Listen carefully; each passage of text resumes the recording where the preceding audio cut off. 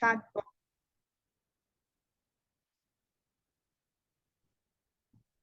You're all welcome to today's section. My name is Adejumobi Joshua, and I'm going to continue from where my colleague stopped yesterday at Tejumola. So in yesterday's session, we had an assignment, right?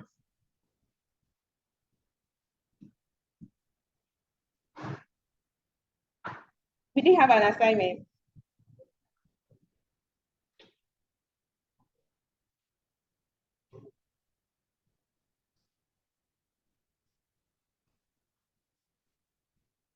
Yeah, the first for slicing. Can you remember now? All right. For those online, okay. Yeah, so those online, they said yes. So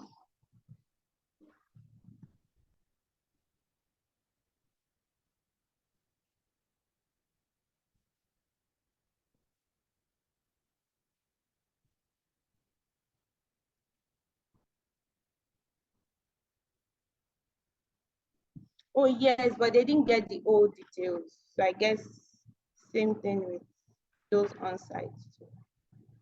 All right, so before moving on to the new topic, I'm going to continue from where he stopped.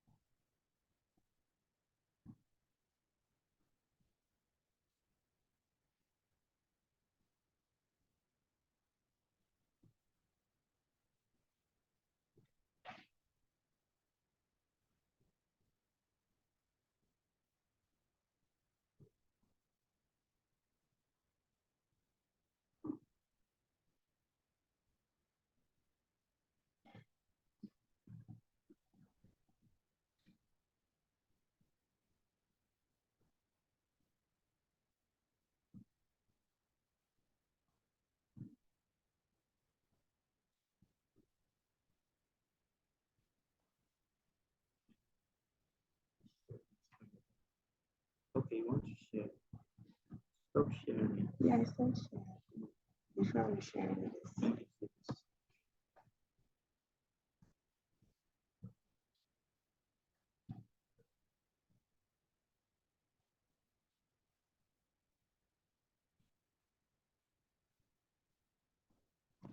Stop sharing.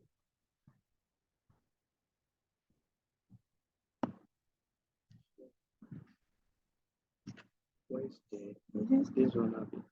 Is it this?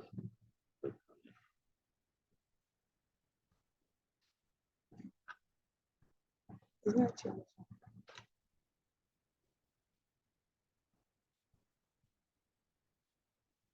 Okay, so someone online said, can we start again from indexing? Oh yes, I'm not sharing my screen yet for those online. That's why you can see a blank screen. You can see my screen, but it's not reflecting here. Yeah.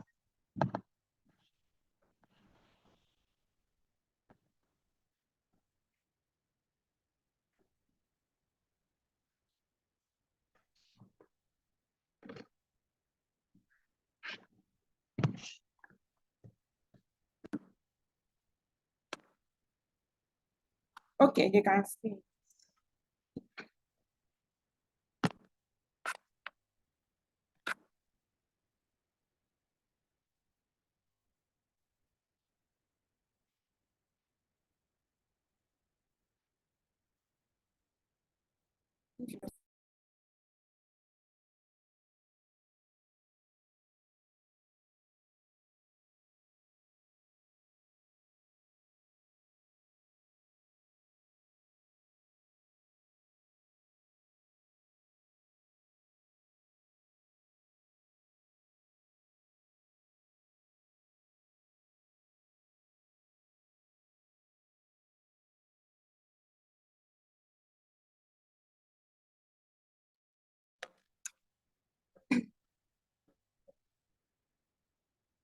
Okay, so far so good in this class.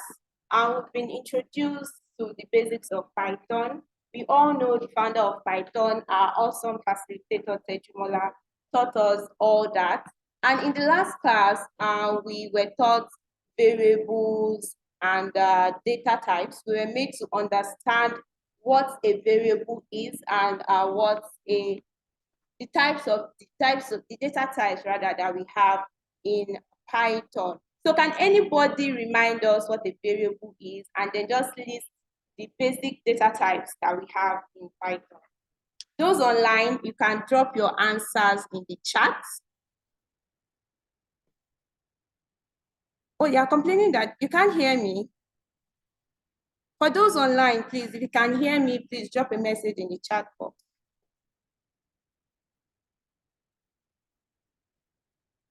Okay, great. So I think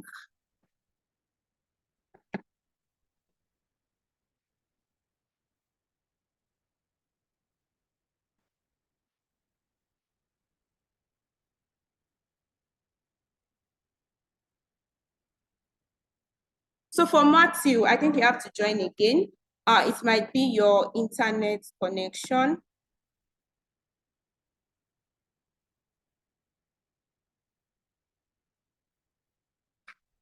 Okay, great, great. We are all together now. So for those on site, can anybody remind us what a variable is and then the data types that we have in our Python?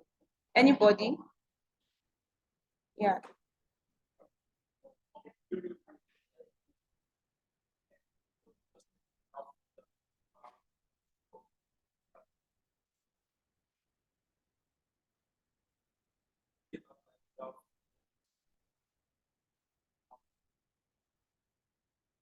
Thank you very much. Yes.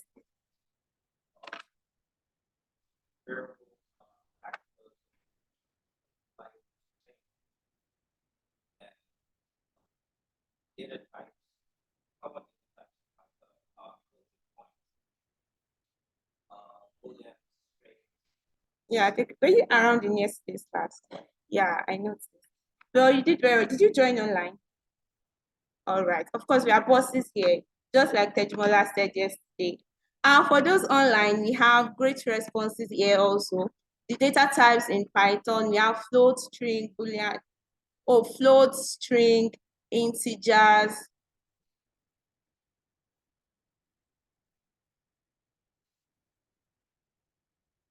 Yes, so great responses, great responses. Moving on. Okay, so we've been able to do all this yesterday.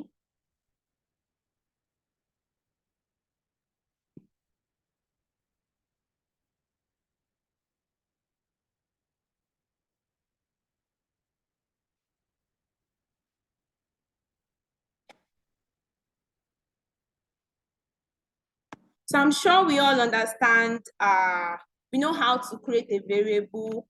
We know how to save values into a variable. We know how to index. We understand the concept of indexing, slicing. Before moving on, you all understand, right? Wow, wow, faces like this.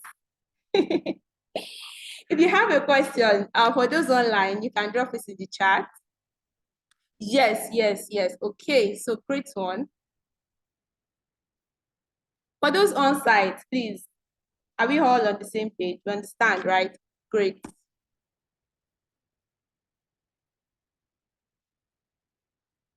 So I'll just move on to the assignment that we had yesterday, which is to slice out EXT, and we are going from this string that we have here. So were we all able to do this assignment? For those online, if you were able to do the assignment, you can just copy and paste what you did to the chat box and let's see. For those on site, please, if you're able to do the assignment, you can just wave and say you were able to do it.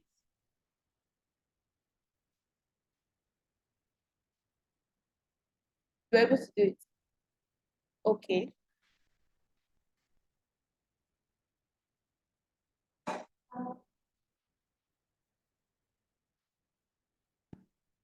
For those online, let's see your answers in the chat box. So I can see a lot of people saying yes. So let's see your answers in the chat box.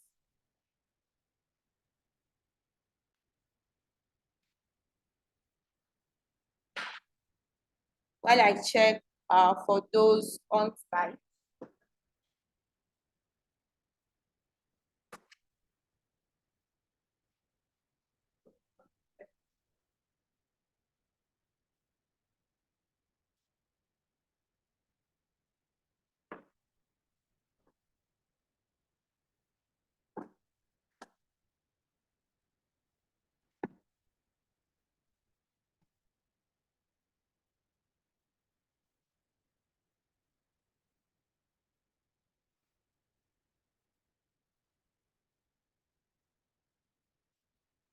Okay, so not to waste so much of our time, for those that were able to do it, thumbs up. This would be the solution to that. So you just have to count, just like we were taught rather yesterday. You just have to count from 0 and then get the exact index, the exact position rather, that EXT starts from. So you just have to count 0 to where EXT starts from. And then you can continue counting, or you use negative index. So either of the two works. So for this one, we started from EXT starting at position 32. So then if you count from the back, we are going is stopping at minus 20. So that's why you can see that as the solution to that assignment. Okay, I'm sure we were also taught a boolean yesterday. Okay.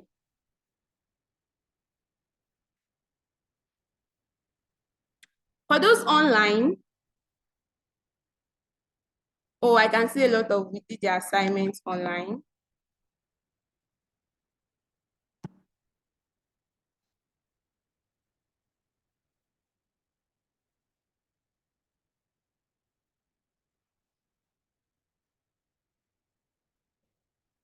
Ime, Inyang.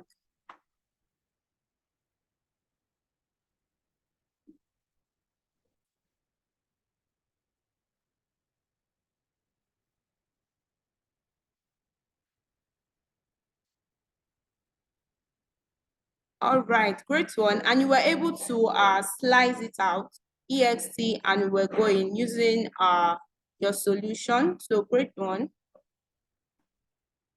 So I'm sure we all get the solution to the assignment that was displayed. Please, you can try it out if you did not do the assignment.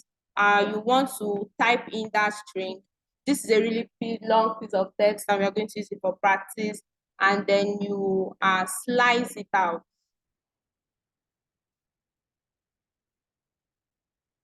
Can we see the screen? Okay.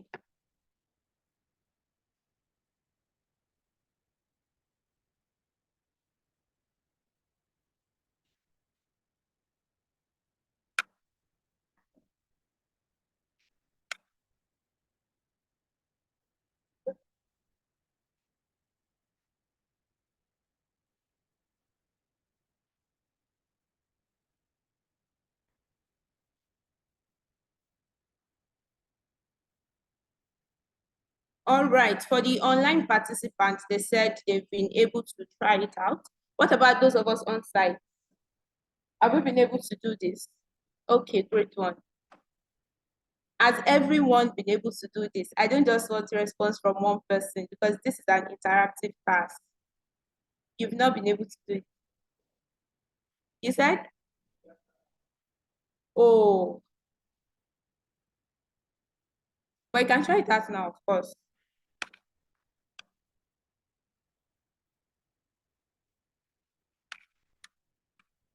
Okay.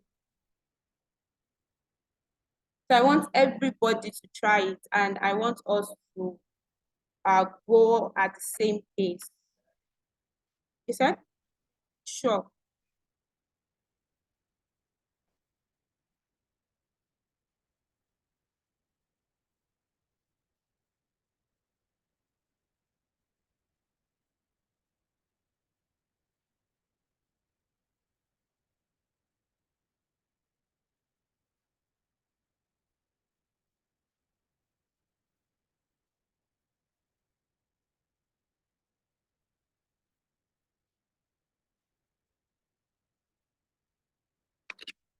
All right, so I'll take it that we all have been able to try this. Okay, I should go back. All right.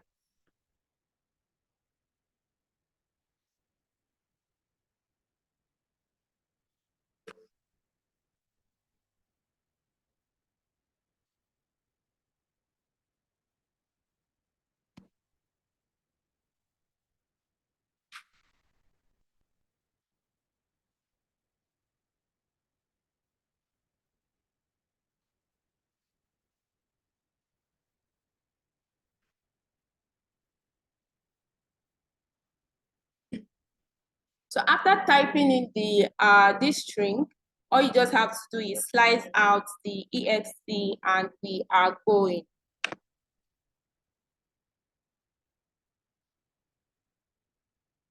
All right, so once you get the string, I think you should be able to do this by yourself, the slicing part.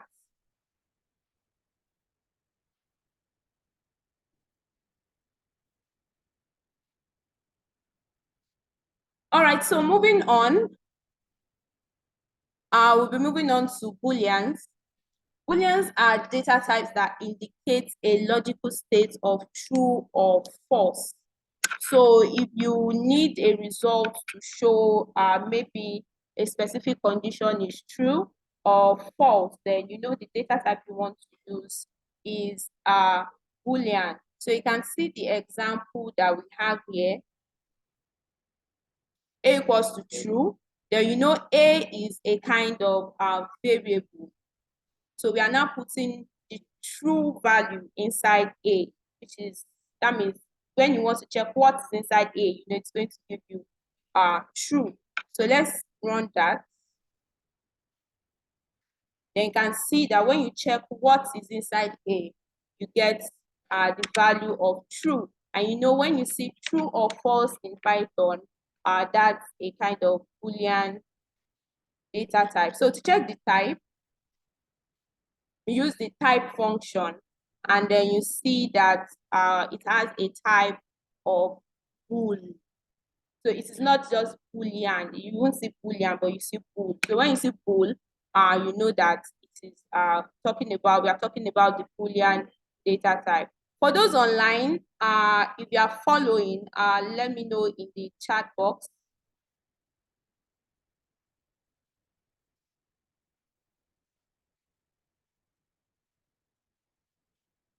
All right, so those online are following, great one. For those on site, I'm sure we are all following too, right? All right, great one. And we've been able to create a new variable A, give it a value of true. Have we done all that? Create a new variable, give it a new Boolean value of true, and then you want to see what this new variable that you created contains, which is a value of A, and you also want to check the data type. Anytime you want to check the data type of any value in Python, you use the type function. So type of A. For those just coming in, you're welcome. You've not gone too far. We are treating Booleans, so you can join us by launching your Jupyter notebook.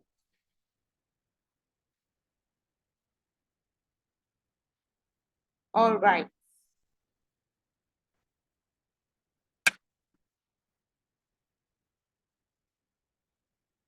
So for Boolean, we just have two values, true or false. So you can create another variable B and give it a value of false. Then of course, as bosses that we have in this class, we know that whenever we want to check the data type of a value, we use what? The type function. Thank you very much. So type of the new variable that you created, which is B, and then you can see that you have bool. So if you want to check what is inside B, you can just type in the name of the variable, and then you see what is contained in that variable, which is what? False. All right, so moving on, You know, when I was explaining initially, I said when you want to see maybe the result of a condition, you can use, you can return booleans. But for now, want to ask Python. Your Python is very smart. If 1 is greater than 2, that is a condition. So is 1 greater than 2? So Python is so smart that it tells us what? False. You can run that at your end. So you can even try out different examples. Oh, is 100 greater than 5? Try out different examples at your end, and then you see the result that it gives you. And I'm very sure that it's going to be very accurate.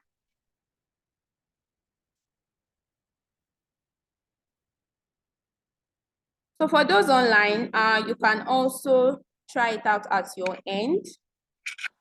If you have any error, you can let us know in the chat box. So I'm sure we are still all together, right? We are not together. We are together, right? Great. So you can try out different conditions. Is 1, let's see.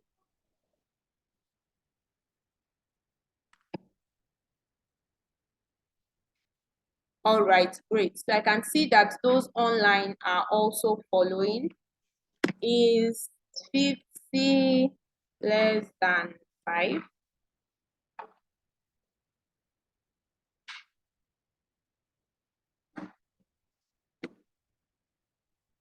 So you can see false. So let's change that. 50 greater than 5. So you can see that we have a value of true.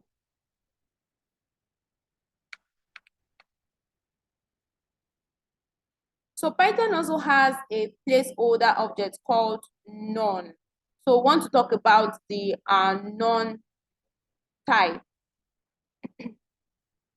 So the none type is just a placeholder for an object that we do not want to reassign yet. So a none type is just telling us that, oh, there's nothing in this variable yet. So C equal to none, you can see that we are creating a variable C, but we just want to use none as a placeholder there. So none is telling us that, oh, this variable does not contain any value yet. C equals to none, so you can see. So when you check the data type of C, you see that it's what it has a non-type. So we are giving C, which is our new variable. I'm sure we are all bosses of creating variables now. So we are giving it a placeholder. We do not want to assign anything in C yet. So we don't know what we want to assign in C yet. So that's why we are just putting that placeholder there. Okay.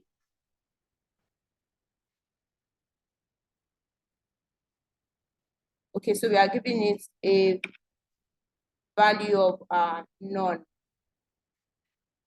So for those online, I can see that they are also following.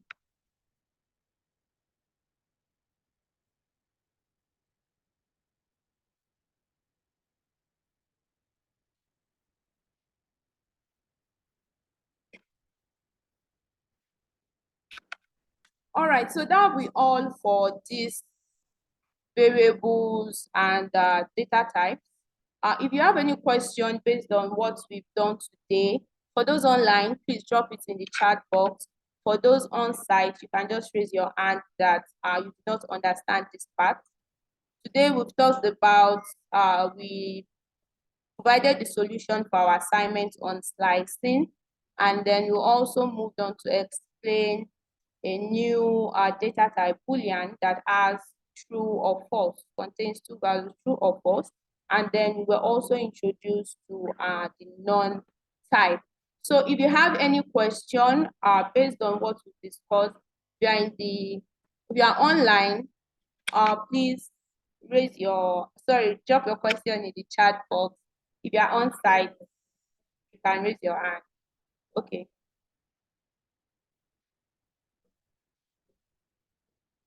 You said? Yes, exactly. So if we do small letter,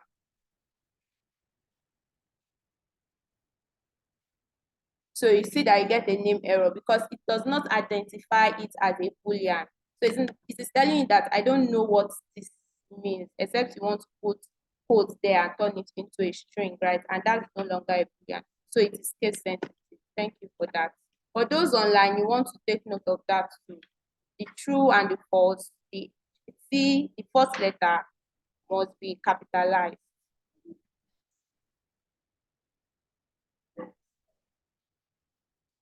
Oh, yes, okay. So I'm sure for those online, did you have any encounter of name error? If you had it, you can share it online. You can share it in the chat box. Good, yeah, okay. Great one. So now that I can see that we are all on the same page, we'll be moving on to what we have to do for today, which is dictionaries, sets, and tuples. So I'm going to reshare my screen.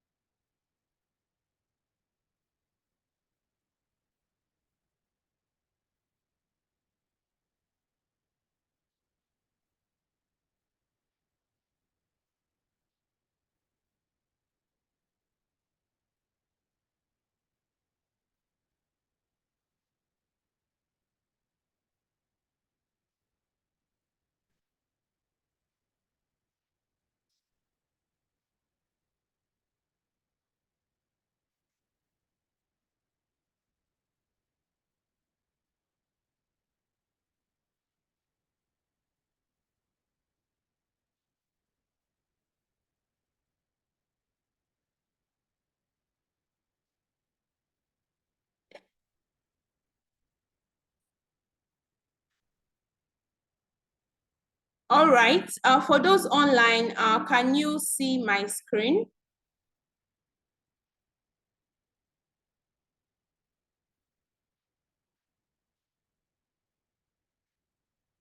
Okay, great one. All right. So in today's class, we are going to learn what dictionaries are, what tuples are, and what sets are. And you'll also see how to create this in Python.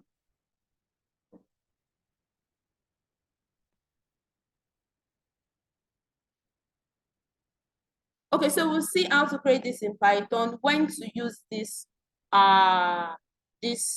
data types, and we'll also see the difference between them and the normal scalar integers, floats, strings that we know.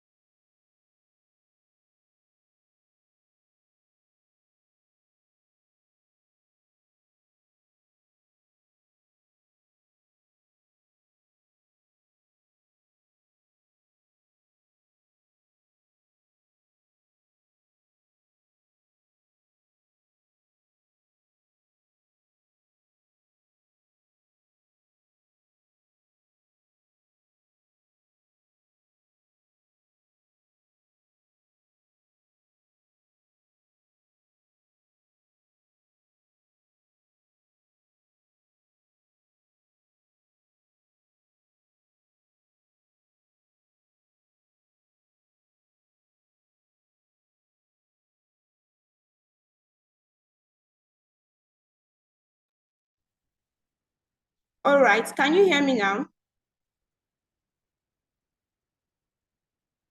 Great one.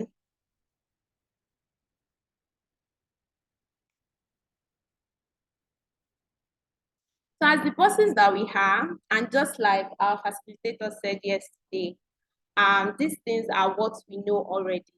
I'm sure we all have seen and used a dictionary before. And we know that when we open our dictionary, we want to look up the meaning for a specific word. All we have to do is, we want to look for the meaning of maybe concatenation. We know that we will have to get to C, then look for that word that I want to check for the meaning. It's like the key, what we are looking for. So what you are looking for is like the key. And then when you open your dictionary, you see the meaning of the word that you are looking for, right? And we all have done this. So the same thing still applies in Python in a way.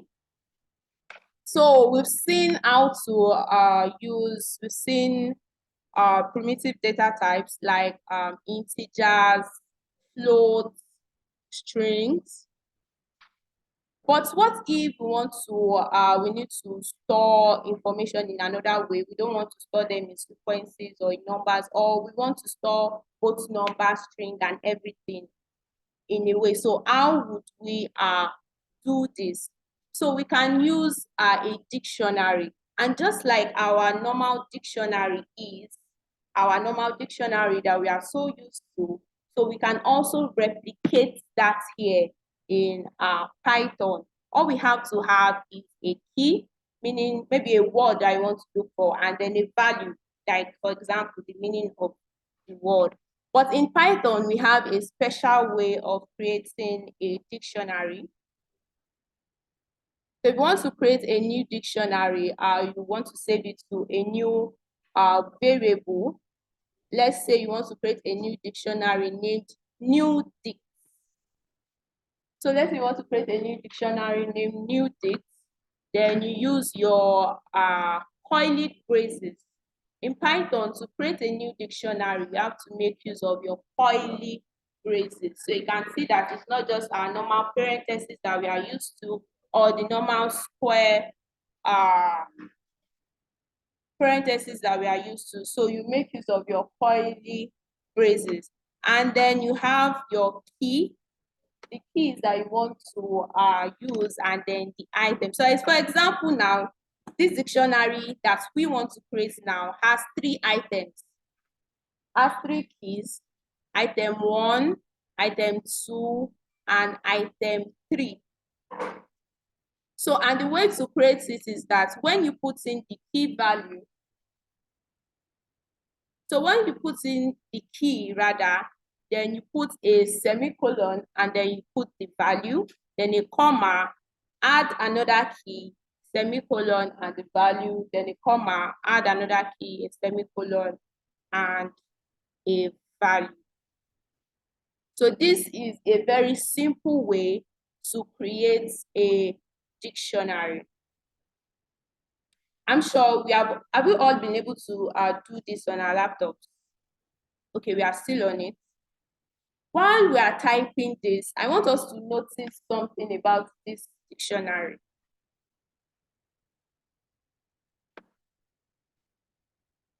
Can you see that we don't just have one data type there?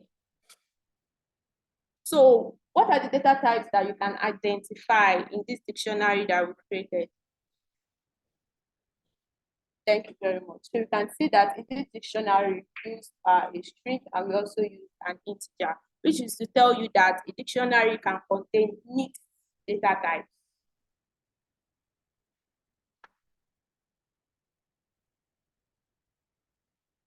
All right, great responses online too.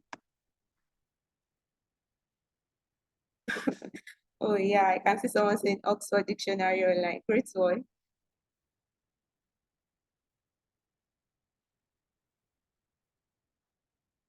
Yes, so let's run this. And then we know that in Python, anytime you want to check a data type, we use the type function. I'm sure we must all be used to this now. So we want to now check, oh, what type is this new dictionary that we just created? So you use your type function and then you pass in the variable name that you created. So you can see that we have a type of what? Dict. So just like boolean, you were not seeing the old boolean, you were seeing bool. Same for dictionary too, you are just seeing what? Dict. So when you see dict, you know that, oh, this particular variable has a what? Dictionary data type.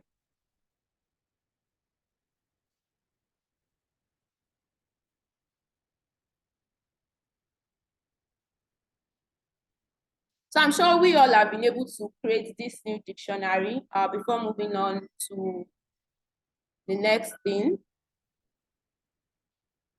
So if you've been able to create the dictionary and then if you have checked the type, you can let me know so we can move on. For those online, if you've been able to do this also, you can just tell me to proceed in the chat box.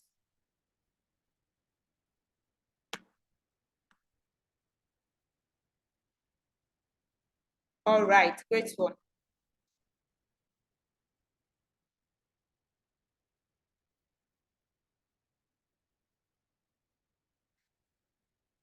So are we all on the same page for those on site? Okay. So moving on, now we know two things about a dictionary. We know that a dictionary contains a key and a value.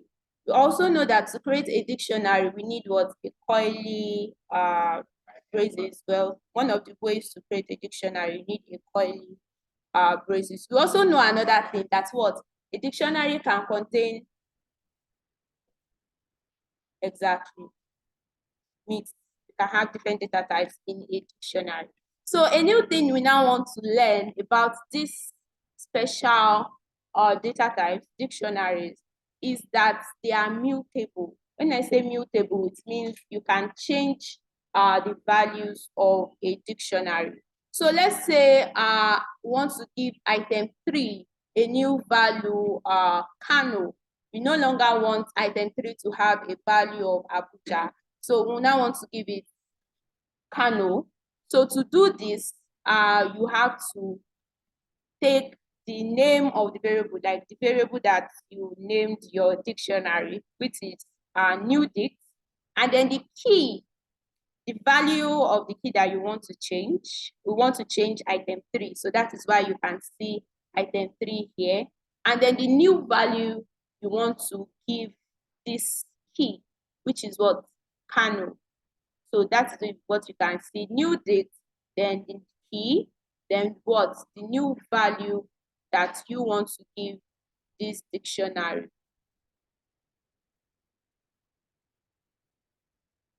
So new date, the key, and then the value you want to give the dictionary. So when you run this, and then you now go back to check what is contained in your dictionary variable, you see that the value for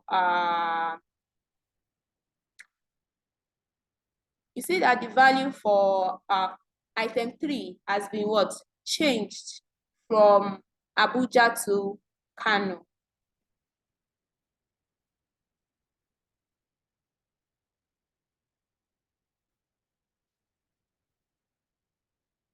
Okay, so I'm sure we are all still on the same page, and we all have been able to do that successfully. For those on site, have we been able to do that?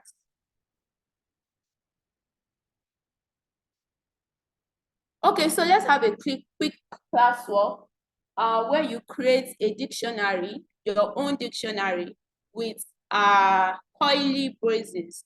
Then you can put in a key, and a value. You can make this dictionary to contain information about yourself. Maybe you put your name, then you put your actual name, your email address, then you put your actual email address, your address, then you put your actual address as the value. So let's see how you will do that before moving on with the class. So create a new dictionary. All right, for those online too, you should also do the classwork. Create a new dictionary about yourself. it should contain your name. Put in your name as the value. Your email address, put in your actual email address as the value, and then your address, put in your actual address as the value. And let's see how you will do that. Using this example, all you just have to do is personal date. Maybe you can give it a variable name of personal date, then equal to, put your curly parentheses, then name, then your semicolon. Then you know that your value too also has to be a string. Then you put it there. Then email address, then your address also. Everything would contain a string. You are done. Wow, great one.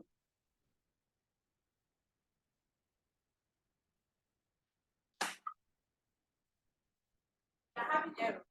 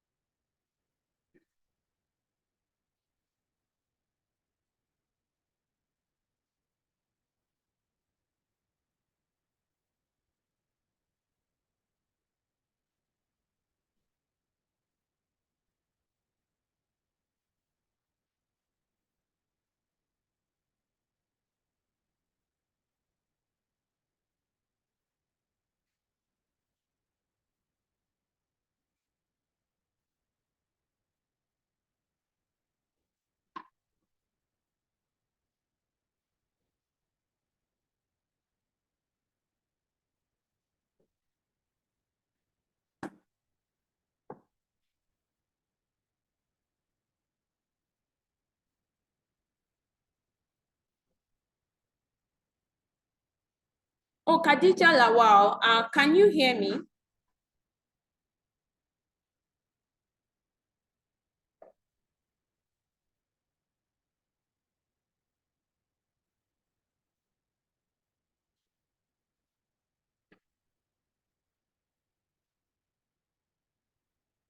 So I can see that online, you can see our online participants are Edidion. Is that pronunciation correct? Great one. I can see you've been able to create your dictionary with your name, your email address, and then your address itself. So we can see that this dictionary contains only strings.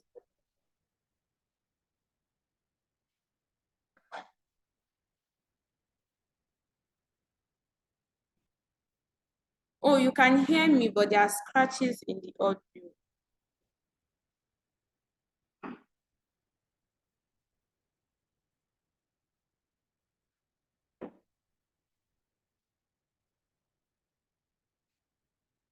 Okay, John, can you hear me now?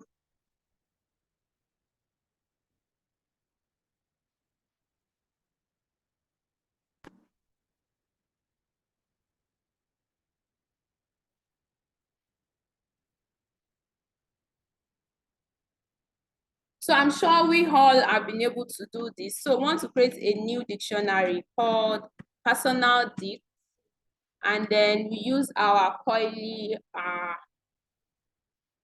yes. Then we have the name, then we have a value, or my name is Adejumobi. And of course, you don't want to forget your comma, so you don't have a syntax error.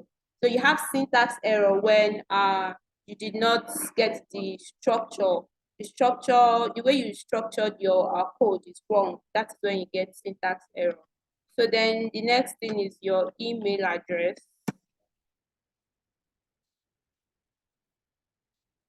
Then which is AS this.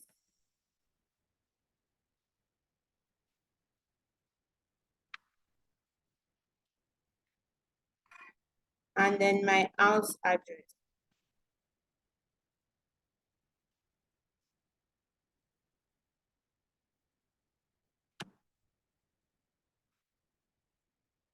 So once you run this,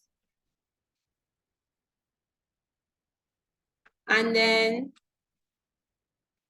you want to check what is inside this new variable that you just created, personal dict, then you see what the values of this dictionary that you just created.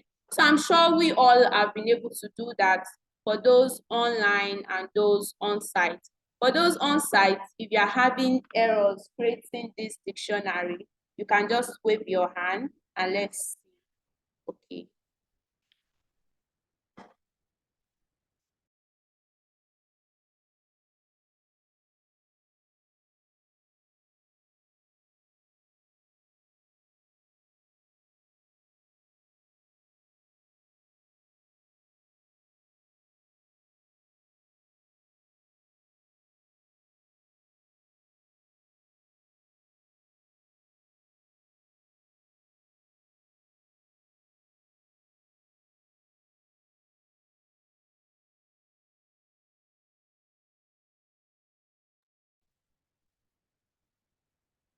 Oh yes, I was not saying anything. All right, namesake Adanma Esther, great one. And I'm sure you've been able to create your own dictionary too.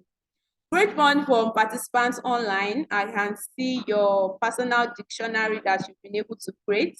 So we all have been able to create a dictionary, both participants on site and online. So moving on, let's say you have a very, normally a dictionary is very large. And then just like I explained the other time that you were looking for a word, the meaning of a word, say concatenate. Let's say in this personal dictionary now, let's say it contains a very large, let's just imagine that it contains large information about yourself. And then you want to say, okay, the owner of this dictionary now, what is the person's name, right? You want to get the name. So you can access the value of the dictionary by using the key. So you just have to put in the variable name that you gave your dictionary, and then the key of your dictionary, which in this scenario is name. So I'm sure we all are going to have different values, definitely, because we have different names and we all created different values for these keys in our dictionaries.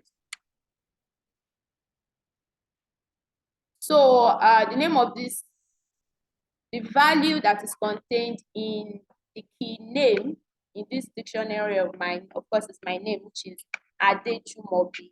And I know that to access that value, all I have to do is put in the variable name and then the words, the key. So I'll use the key to access the value of what is contained in name in my dictionary. All right, I'm sure we all have been able to do that. If you're having error, please let me know before we move on. So I would like to carry everybody along.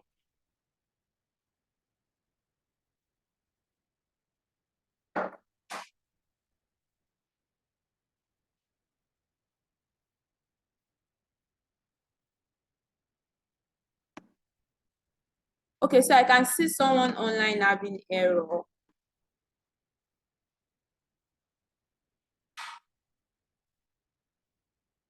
Okay.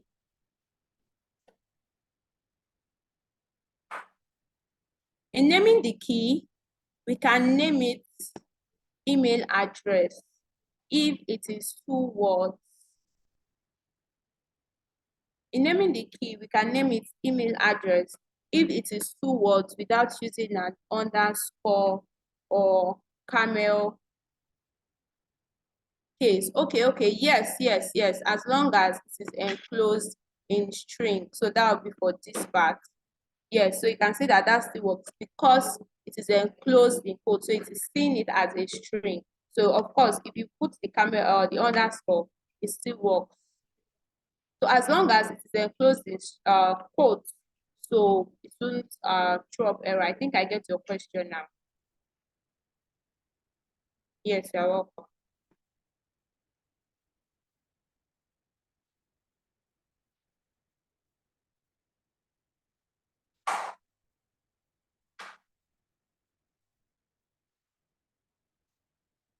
So Ogunde Gabriel, I can see you're inputting your name, your email address, your gender, and then you're inputting your number as a string. Matthew Ilori, you're having error. Precious, key error. Oh, you're having key error when you want to check the value of a specific key in your dictionary, right? That is precious. So you want to check the way you created that dictionary and make sure that it is that same key that you're calling. You can see mine here on the screen. You can see that I created name, and then I'm checking the value for name. So you have to make sure that it is that specific key that you are using. If not, you are going to have key error, which is telling you that you did not create, that key is not contained in your dictionary.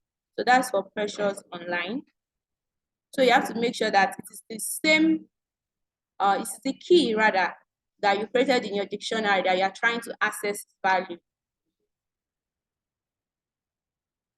If not, you are going to get key error. So Precious, do that, and then let's see what you have.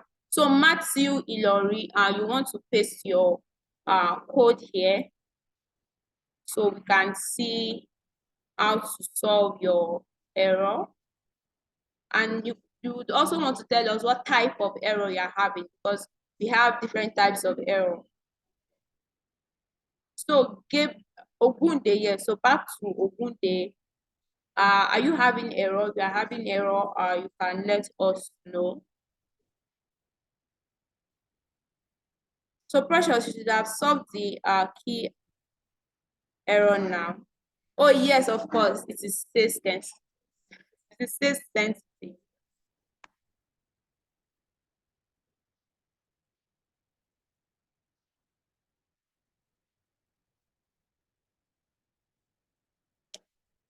In naming the personal dictionaries, why does the last?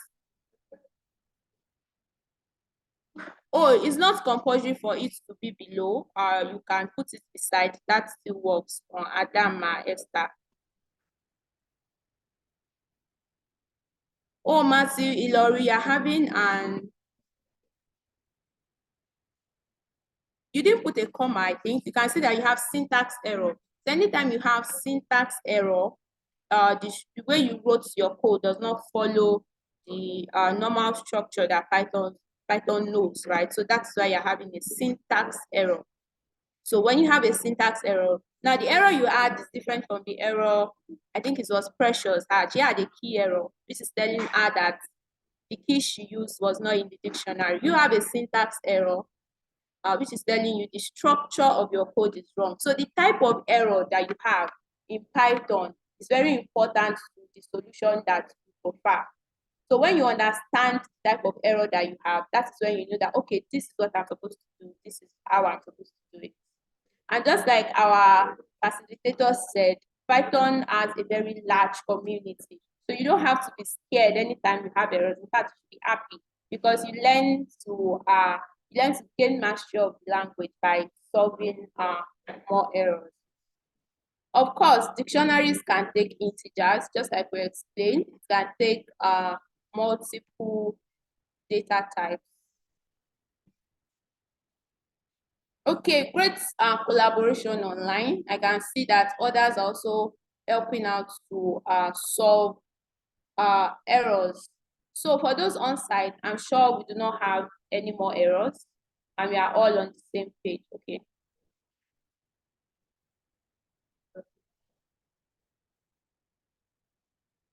Hmm? No, you can put in any variable, like any variable name you like. It is your dictionary. You can name it anything.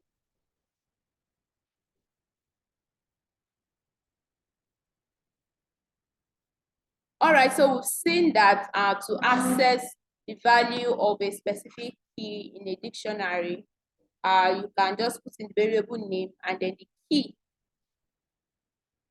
Then you get the value. Multiple values.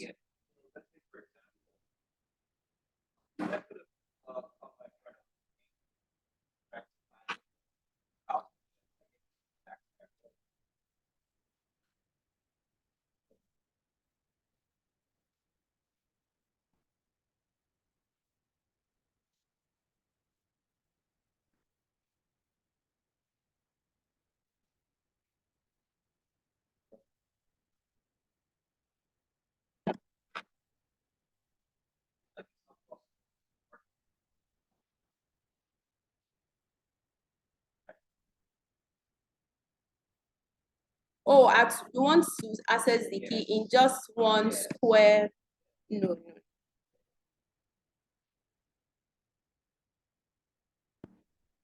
You get it now.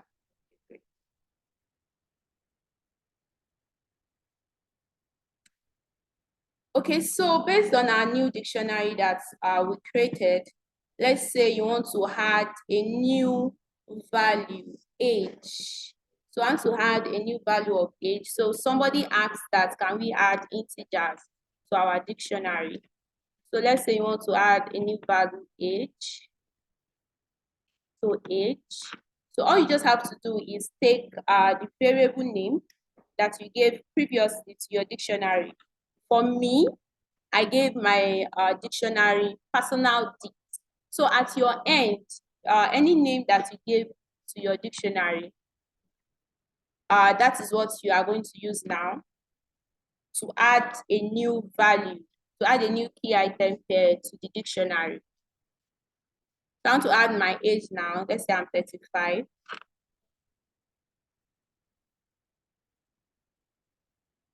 So once you run this, and then you check what is contained in the variable personal dict,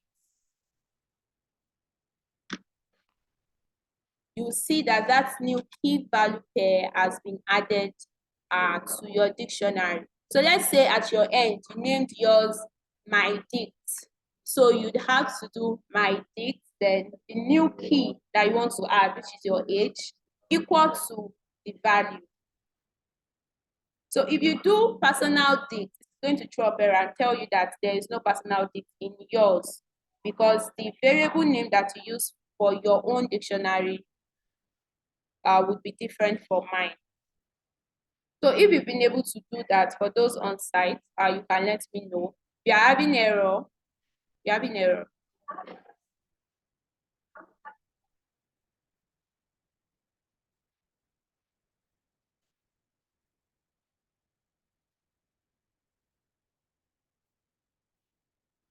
more than one value to the key or more than one key value pair.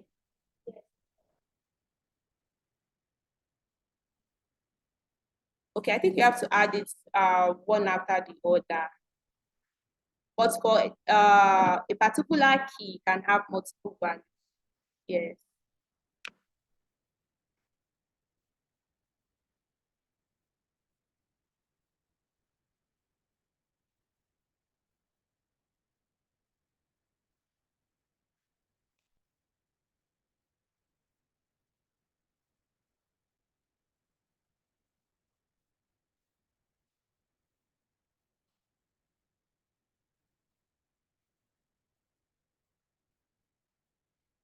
Yes, of course, Adam Meister, please use Colab.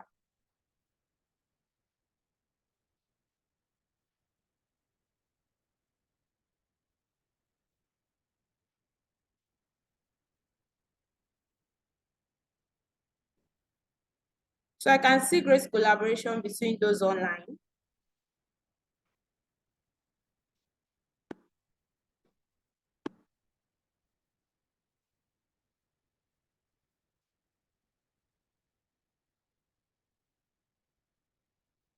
Use Colab and you can follow up with the class.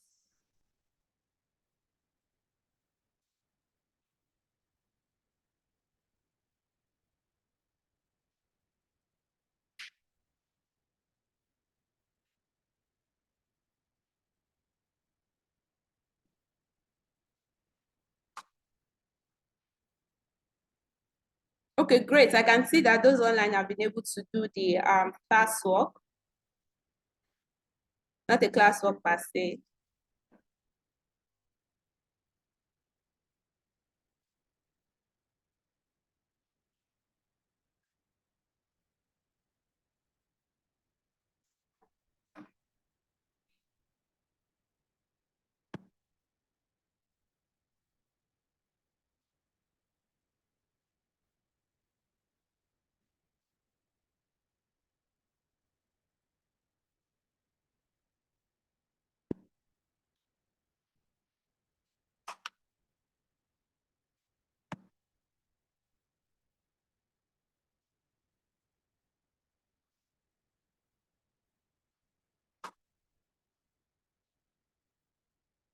Must there always be a space before and after an equal to sign?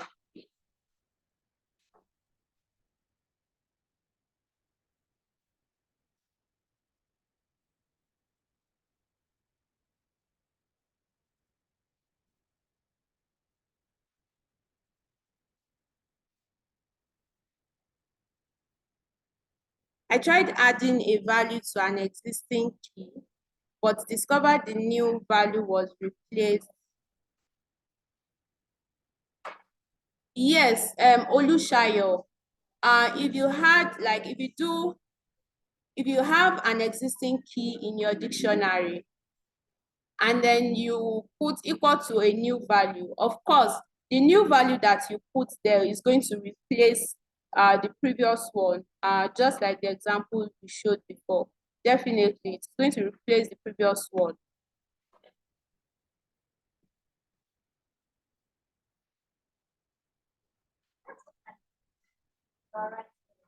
Yes, of course, it's overwriting. You want to go back to the previous one.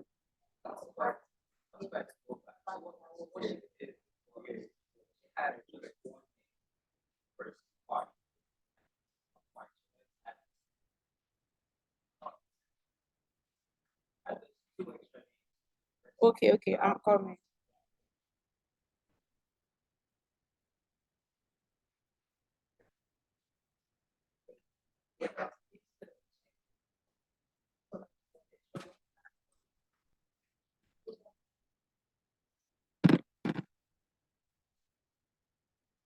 Okay, I can see Olushayo's question. Of course, a key can have more than one value, which is the same thing with what you are saying.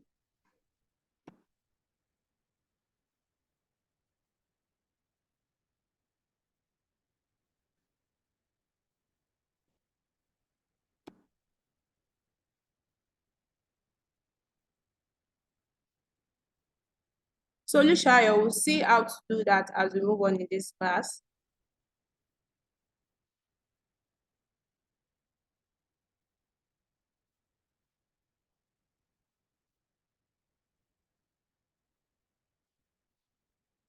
But you tried a code without space and it brought out syntax error. For syntax error, that means the structure, the way you wrote the code is wrong, precious. So you might want to share it here so we can see before moving on.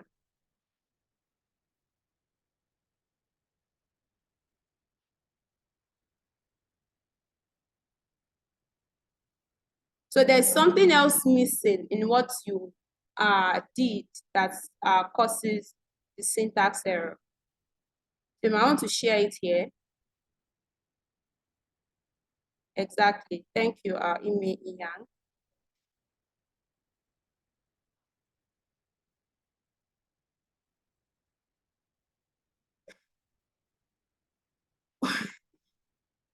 Sorry, that must have been a little bit frustrating.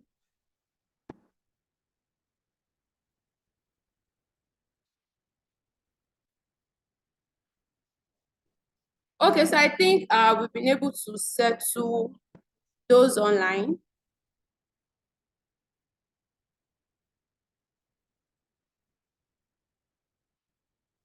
Sorry.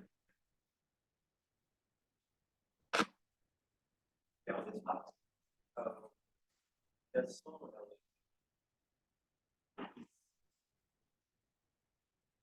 String. yeah. for the value. Actually, consistency matters though, but anyone works when you are creating a string, single quote or double quote. In the chat.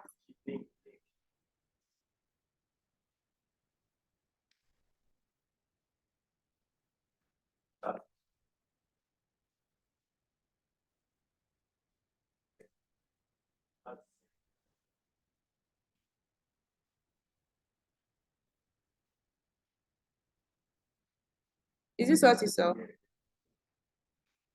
You know, we are beginners, so it is, yes, of course, it will still work. It will still work. So consistency matters, but it will still work.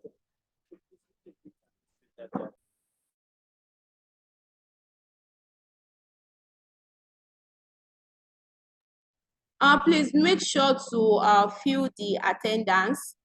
For those online, it will be dropped every 15 minutes, and it is going to close exactly by 12. So please be sure to fill in the attendance form.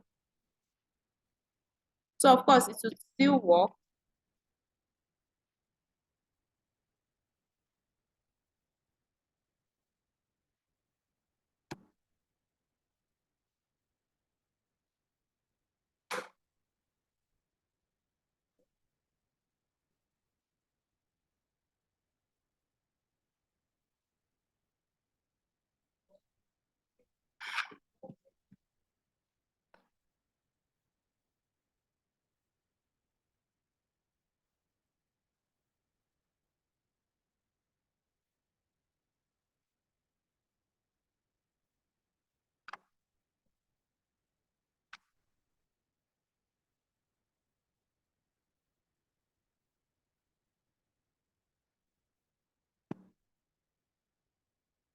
As long as you are following, I think Sunny, and that works fine. If you're having errors, you can tell us the kind of error you're having, and then we'll provide solution to it.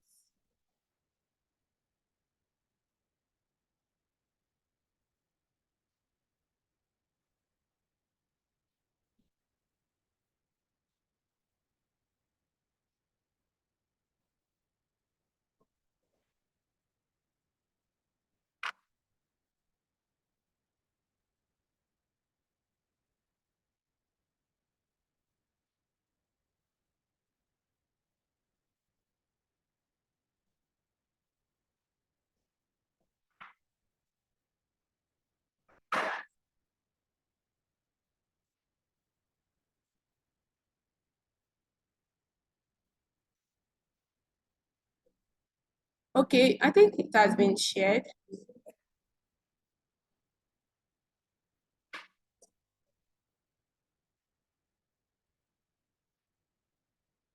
All right, so let's move to those on site.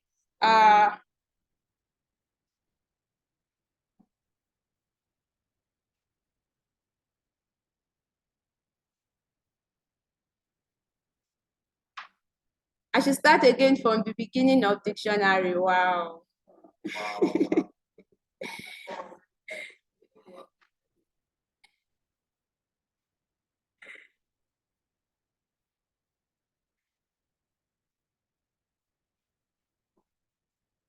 Okay, so back to your question.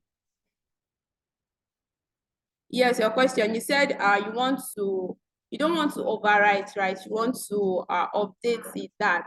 But to do that, you have to use maybe a loop and not got it there. So there's a way to actually do that, but not got it there yet.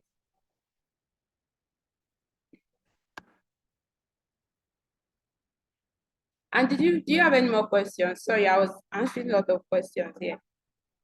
That's all your questions. That's all the questions that you have. All right.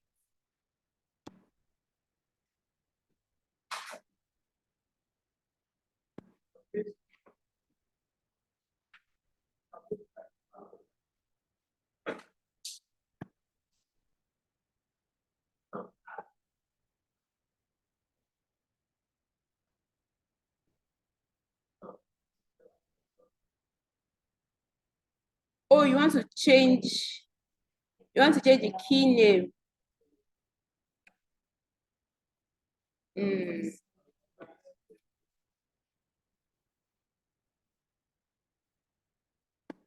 Well, I've not done that before. I'm not really sure if that is possible.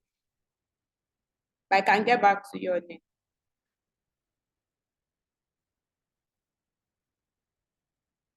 So I can see that we have lots of questions online. The online participants are,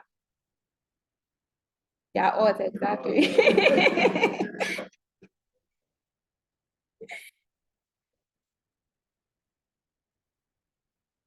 You can do the assignments by solving the questions on your Jupyter notebook. That's for Sonny Mahmood. Oh, your question was not answered. Sorry, I probably missed it. I was actually scrolling through to see that I answered all the questions. But you can please resend.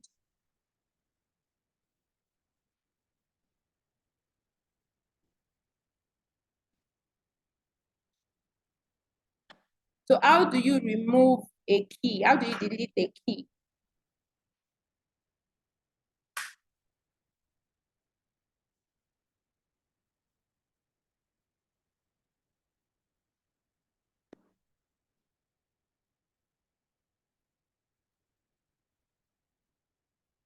You can't hear me, Sonia. I think maybe you're having network issues.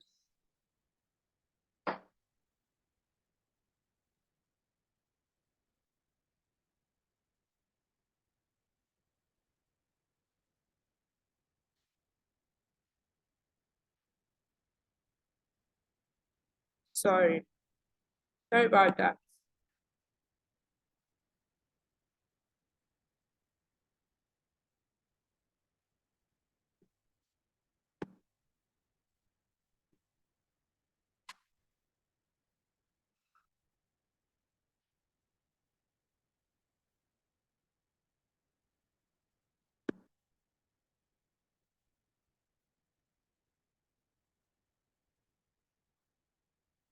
So I think I saw I heard Tiwalade. You can change a key name directly. I don't think that is possible in Python. To change the key name directly, because the keys might be immutable. But then you can change the value of a specific key. We don't have an assignment yet. We only solved the previous assignments given by the previous, our facilitator in the last class.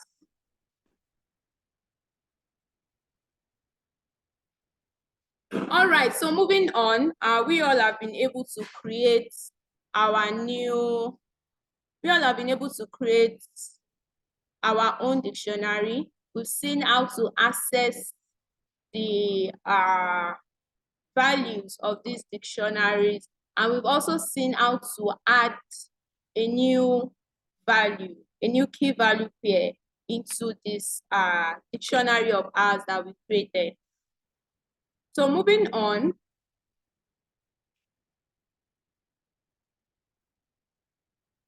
one thing I want us to know that as dictionaries get larger, for now you won't really see it, because in the dictionary that you created, you would see that you created it as, for me now, I created mine as name, email address, and the house address. And then when you are printing out the dictionary, you can see that you can still see it in that order. So for now, you won't really see that a dictionary is unordered.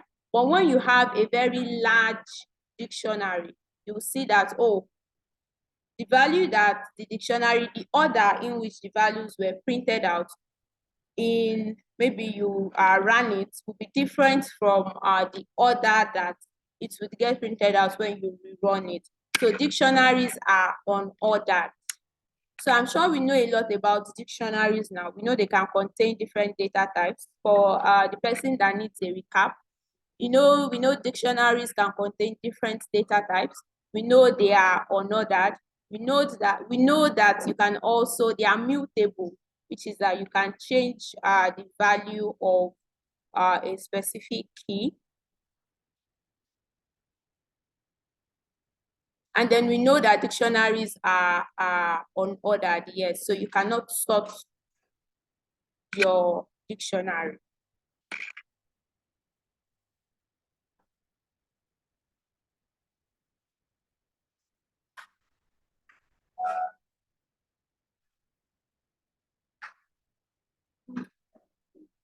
So we've been able to do all this.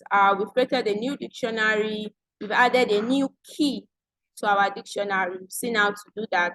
And we've also seen how to overwrite the value of an existing key in our dictionary, which I'm sure that for the on-site participants and the online participants, we all understand this and we do not have any issues. We do not have any issues with this, right? Okay, so we know this already. We know that dictionaries are flexible. They can hold different data types. We have integers, string. We've not been taught lists, but a dictionary can also hold another dictionary.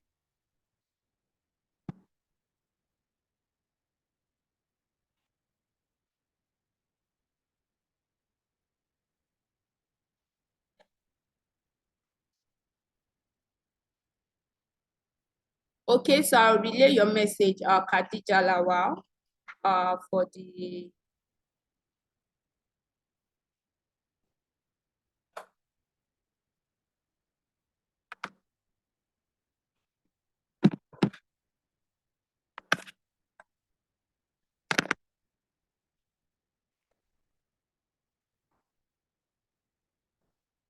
thank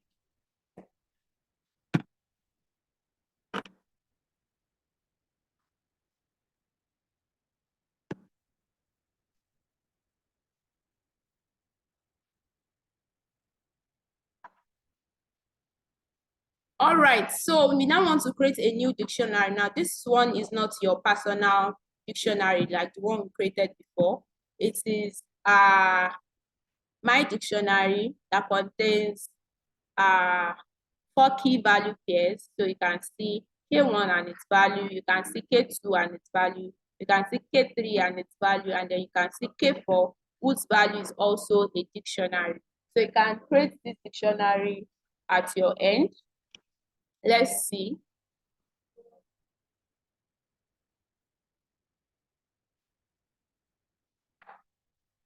All right, Matthew, I'll relay your message. Hope you've been able to solve the syntax error. I think you were having a syntax error. I didn't put a comma in your dictionary. Oh yes, think about slicing.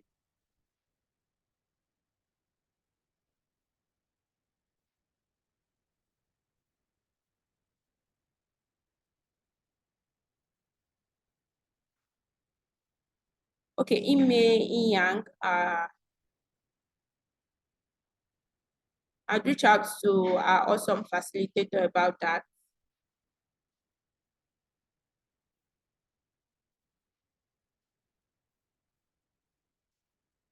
Sorry about your network, Khadija Lawal.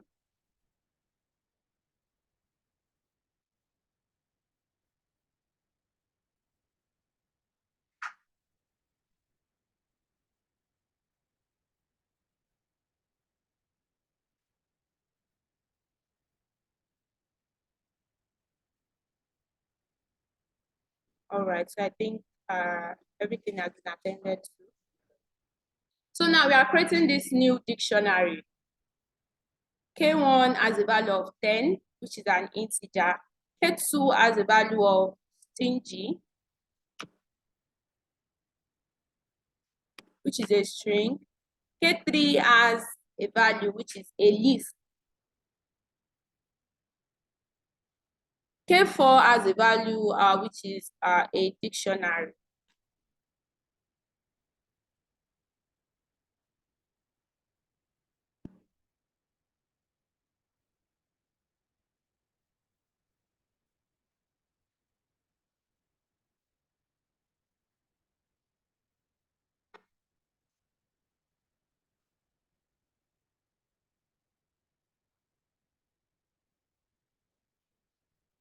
Yes.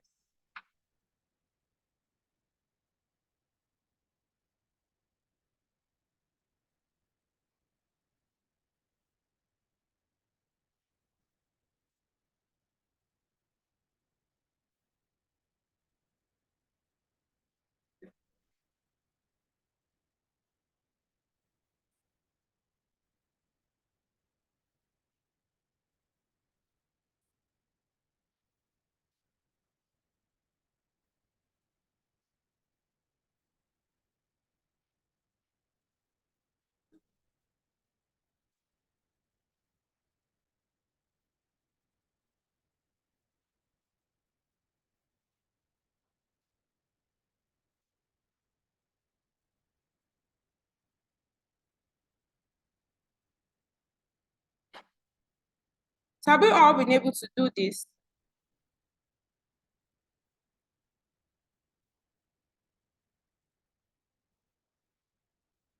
We are not done typing this great dictionary D.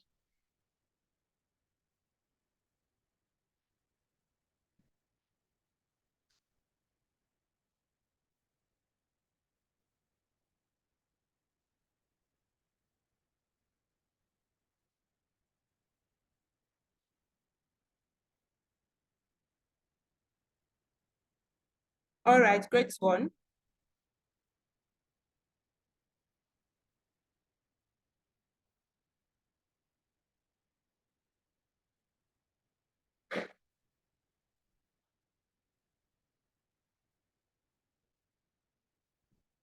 I can see that some of the online participants are done.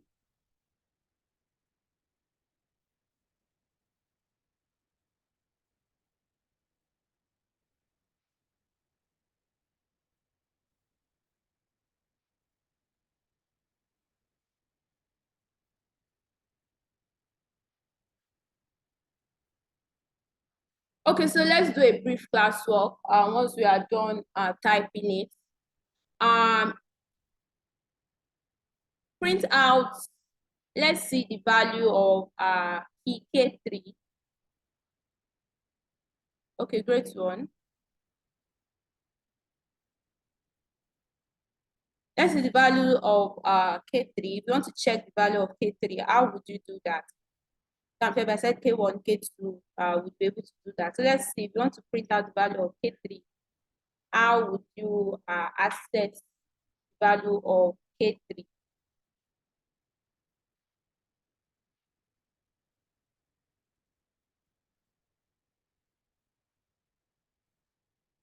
All right, so we can see great answer from Ime Yang. So I'm sure my on-site participants too, they've been able to do that. So great one. And then you see that the value that you get returned will be a what? A list. Yes, exactly. We'll be treating lists in our next class, so you get to understand this better. So what if you want to see the value in K4? Value in K4. How would you do that? Great one. I can see that we are all bosses on this call, both the online participants and the on-site participants. You said? Oh, they are fast, right? You know, they are their computer, they are just copying and pasting it.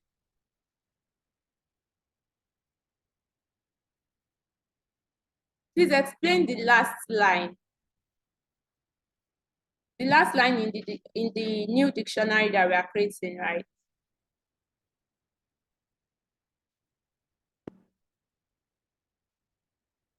That's Louis Moses. Okay. So for this last line, this dictionary has 4 keys. K1 has an integer as its value, and it has a value of 10. We know that to access the value of K1, we just have to put the name of our dictionary and then put in the key, which is K1, then we'll get the value. So we have D, then K1. Of course, we have the value there. For K2, you have the value there. For K3, you have the value there, in which some of us have been able to do that. And then for K4,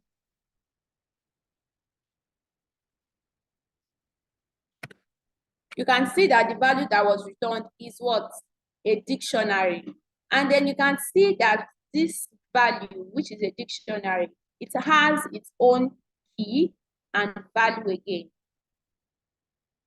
So you can see that it has its own what? Key and its own value again. So let's say now I want to see the value of inside key. So I want to see the value of inside key. How would I do that? I know that this inside key is inside what? K4. So I'll first pick, just like we've done before, I'll first pick what? The name of that dictionary. Then the key, the outside key, which is what? K4. And then the inside key again, which is what? Inside key.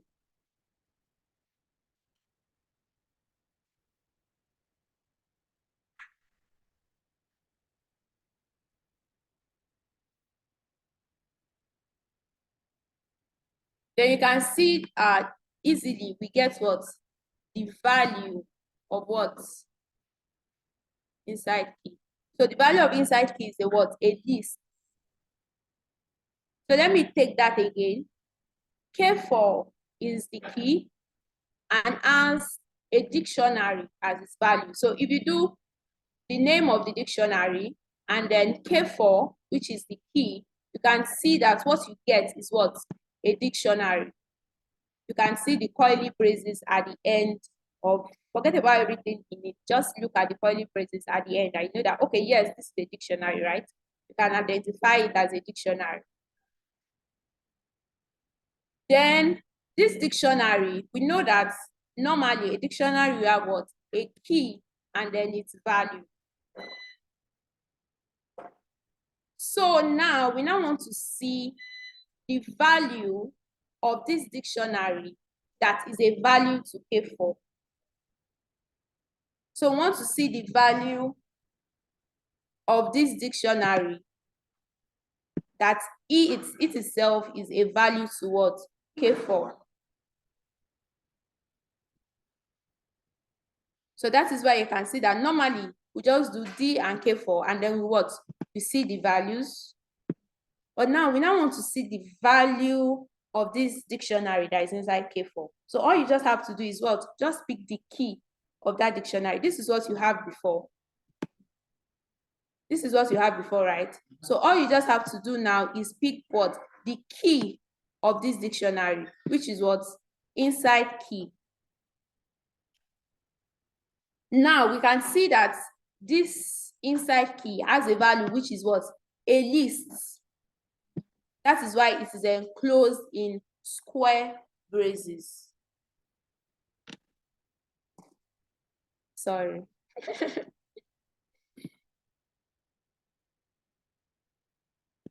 So please, for those online, the attendance closes in 30 minutes. Don't forget to fill it. Oh, I can see that those online, they have errors.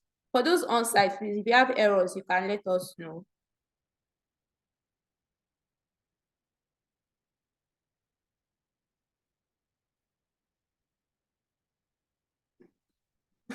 Don't look at the closing brackets yet. So let us just take it one after the other. That's for Samuel. Let's take it. Don't look at the brackets and don't let it scare you away. So let's take it one after the other. It's very, very easy. Even easier than you think. So Ronke, you are getting error. Which type of error are you getting? This is getting type error.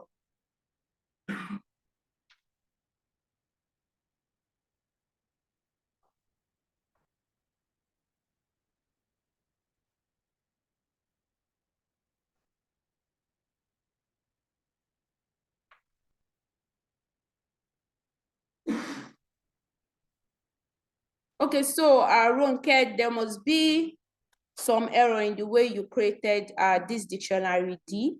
That is why when you indexed, when you wanted to see the value of the key K3, it was giving you that error. Are you sure you use K3 as the key and not the list? So you want to check that, Ronke. Amina.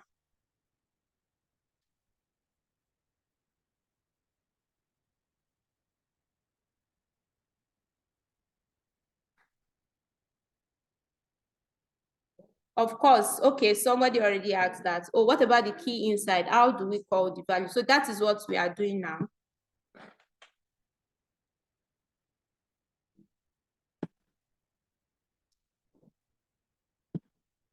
Okay, so for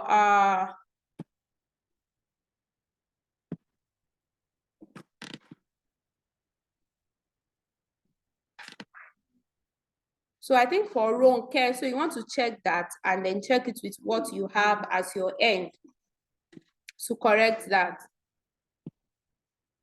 So now back to our dictionary D. Normally, to see the value of K4, we just have to do the name of the dictionary, then the key. And then we know that we've seen already that, oh, the value of the dictionary K4 is a dictionary. And normally, we know that to see the value of a dictionary, we have to what? Access it with is what? Its key. So that is why we can see that inside key is a what? Is a key in this dictionary. So that's why we are using what? Inside key here. So when we now use inside key, you can see that we are now getting a new value, which is what? A list.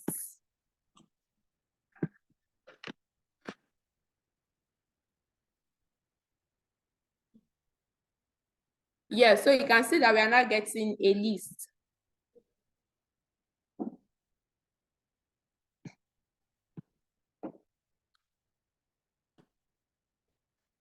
Whenever we were taught index yesterday, so whenever we want to count index in Python, it starts from what?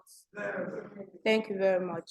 So now we can see that this inside key, it has a value of what? A list.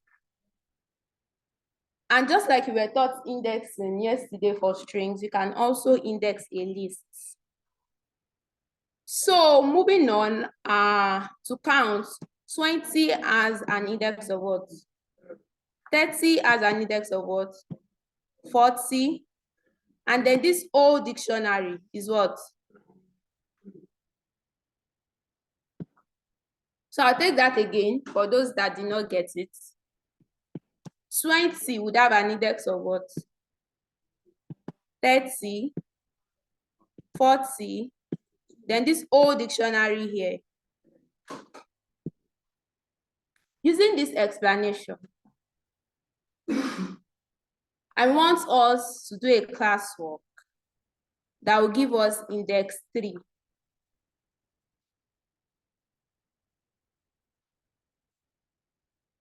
So for those online, you can also try it out. Okay, great one. I can see that those online are also responding. Great one. Yeah, so great one for miracle. So you just have to add the the index number rather. Just have to add it to what you have before. So this is what we have before, right? And we know that for this value now, 20 is what? Index 0, 1, 2, 3. So to get to the third one, you just have to add the index of what? 3 to it. So you just copy and paste what you've done before. And then 3. And then you see that you have what? The dictionary.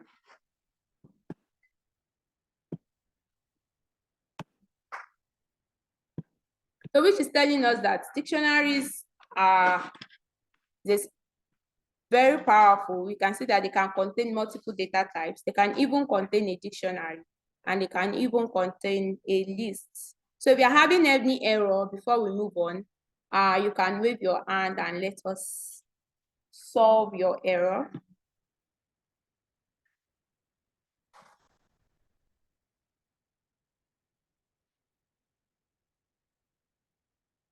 Wow, I can see that the online participants, they've moved on to printing the value that is inside the last dictionary.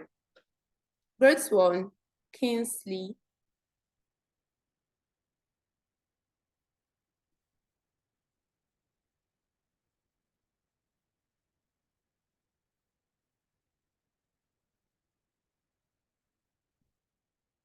So for those on site, do we understand it up to this point? If you're having any issue, you can let me know.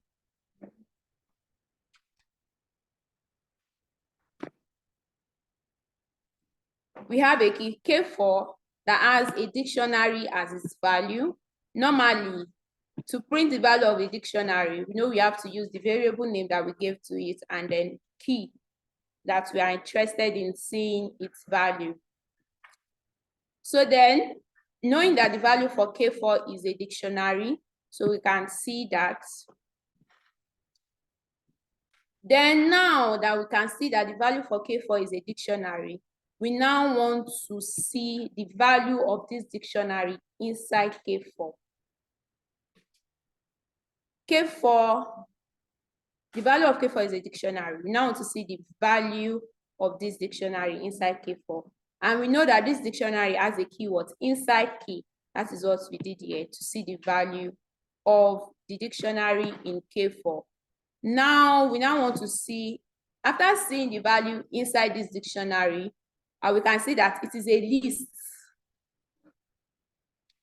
So a list has value of, you can index a list. So, and indexing starts from 0 to 1 to 2, then to 3. So I said that, let us see the value of the third index, just as we were taught yesterday. And we're able to see that, we just have to add that value to it, and then we'll be able to see the dictionary that is contained in the third index. So now that we have this, let's have a quick classwork. What if you want to see the value of this last dictionary? How would you do that? So you'd want to try that out. We now want to see the value of this last dictionary. You are still going to use everything that we've used before. Then you are going to add your own special answer to it.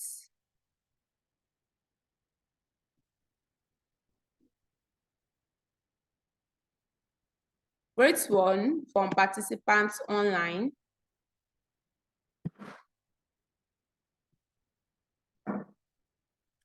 So for those on site, if we've been able to do that, you can let me know. You can't see my screen. You can see it. Okay.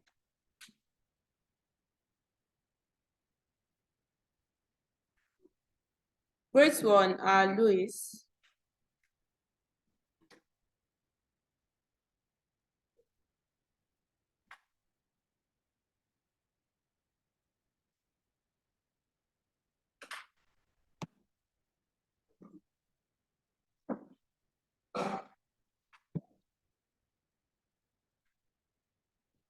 Okay, so I'm sure we all know that we just have to add the new key to it.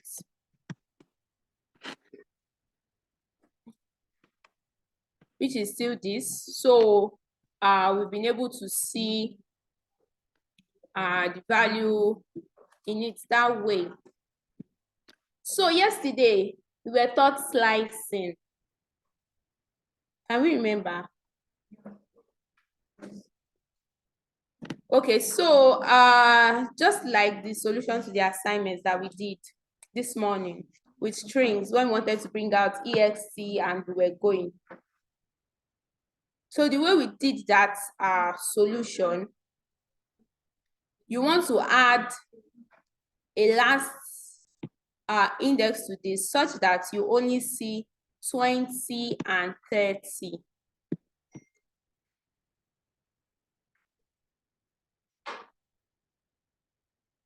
Okay, so for those online, the new classwork now is that, okay, we've been able to see the value contained in this last dictionary of ours, which is 60, 20, 30.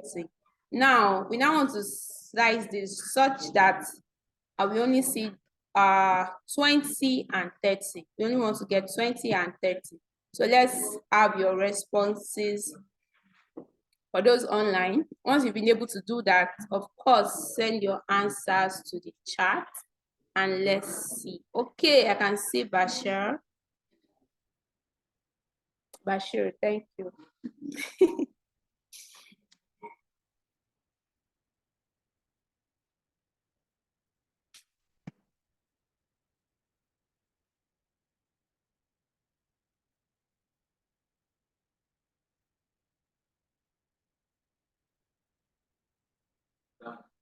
You've been able to do it. Okay, great one.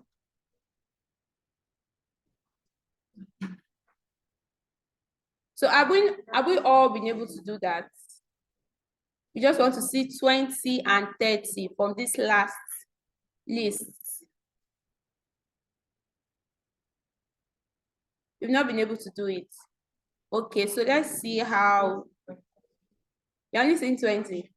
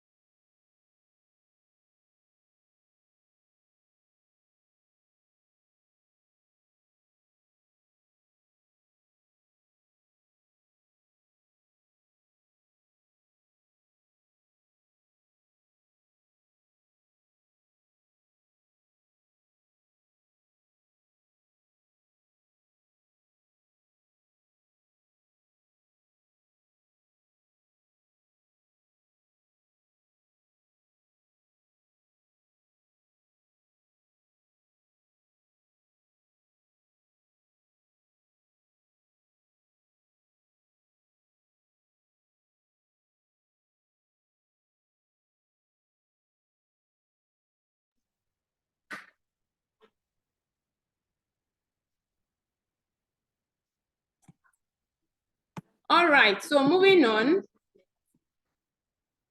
So we can see that we have 20 and 30. For those that did 0, you'll be having values from 60. You'll be having 60, 20. For those that did this in the chat, you'll be having 60, 20 because you're just picking this, the index 0 and index 1. But assuming you did, let's say something like this, you still have 20, 30. So without putting any value, it means you're picking it from index, the first index to the end. So I'm sure we all understand that. And of course, just like most of us have encountered this error already, especially those online. If you have a key that was not in your dictionary when you were creating it, if you try to check for its value, it's going to return a key error. Most people online had a key error.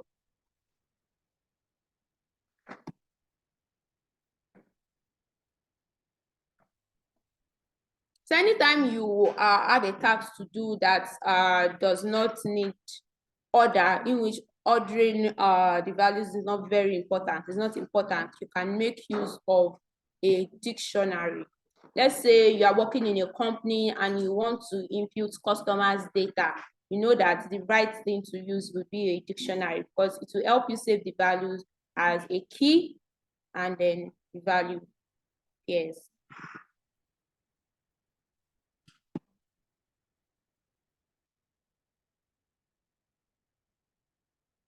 Okay, now moving on, we also have some methods for dictionaries. So let's say you created a dictionary named short names.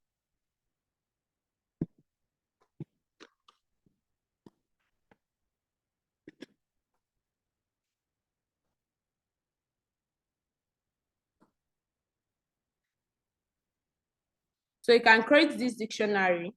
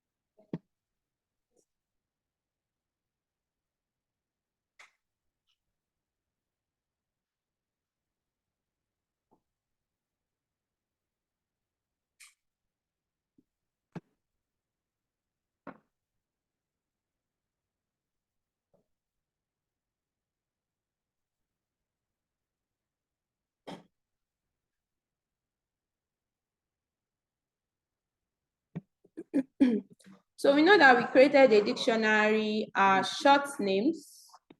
So let's see what is contained in this dictionary of ours.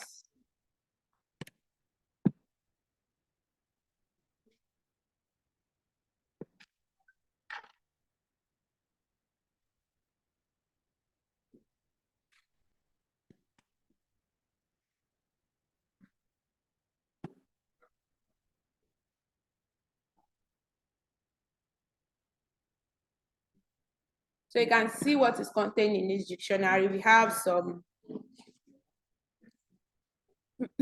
acronyms and the full names of universities.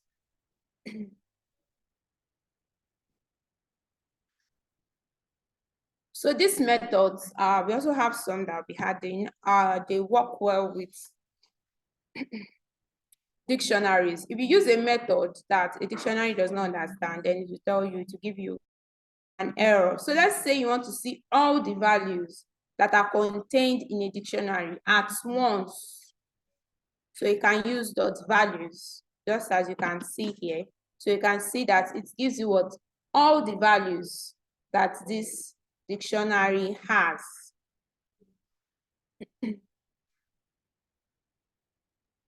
So let's say you want to see all the keys that are contained in this dictionary. You can use what dot keys to it.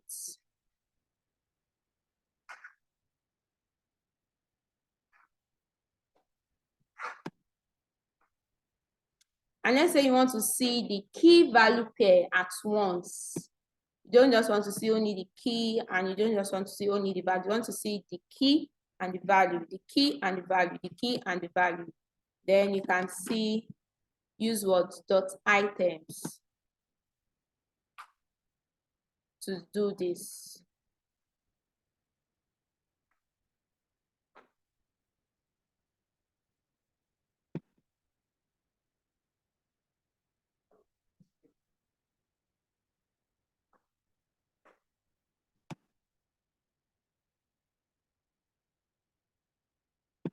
Is it okay?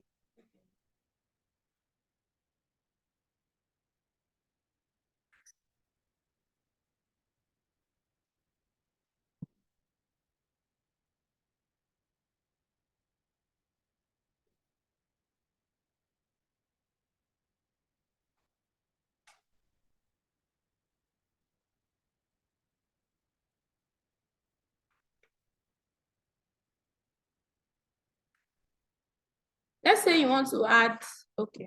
Let's say you want to add a new value to this dictionary that we have here. That is lasso. Let's say you want to add lasso to it. So how would you do that?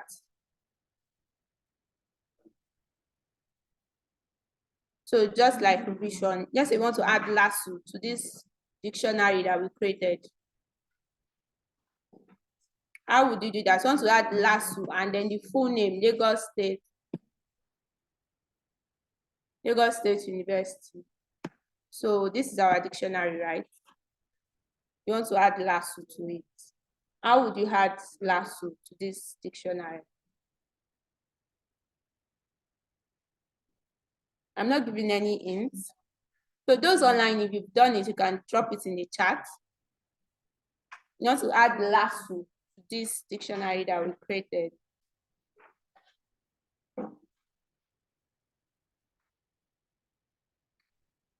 Lasso, then the full meaning will be the value, right? Lagos State University. The key will be lasso.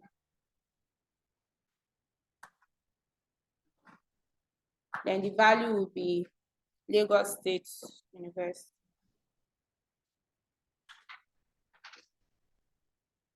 So let's see those online.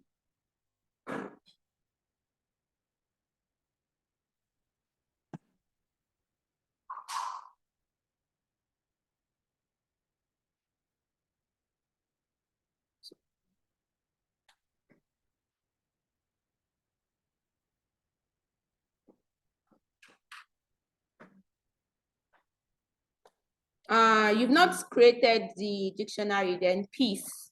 You've not created the dictionary name, short name. That is why you're having that error. Okay. So great responses online.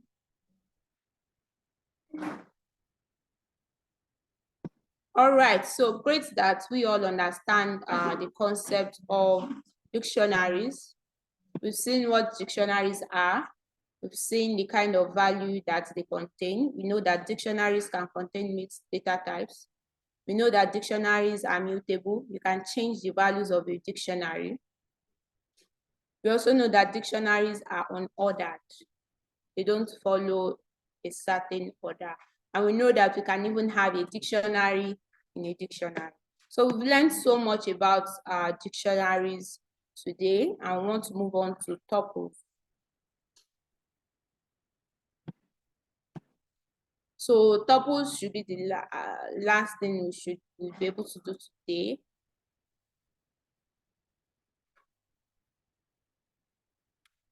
Then tomorrow I'll continue from set.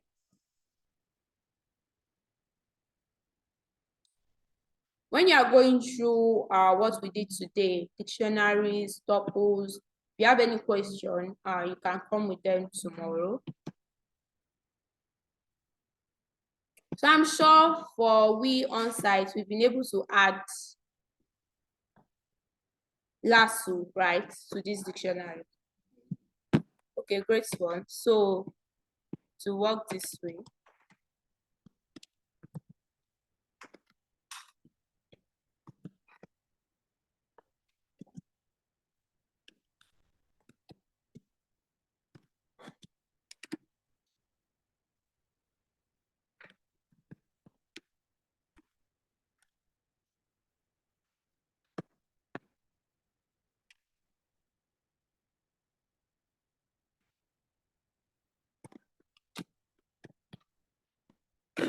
and of course, that's been added.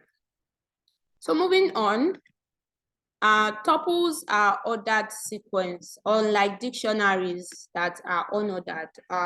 Tuples are ordered, but they are immutable, meaning you cannot change the contents of a tuple. So let's see how to create a tuple. You know, for dictionary, you want to create a dictionary, you can use what?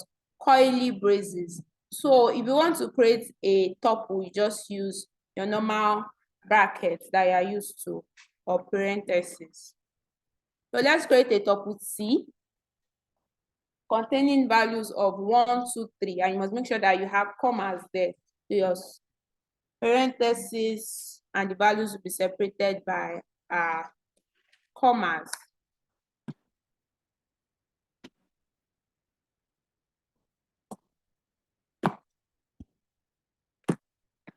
So of course, if we want to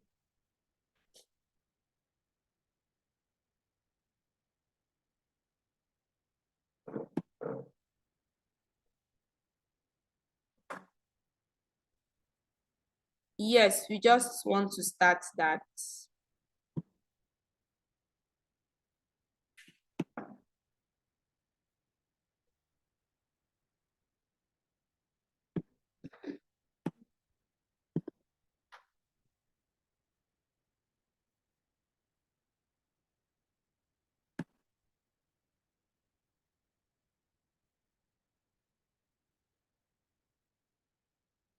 So I'm sure we all have been able to create a tuple. And as bosses that we are, we know we want to check the type. We just use the type function. And then see that, of course, you have tuples. And just like dictionaries, we can have mixed data types.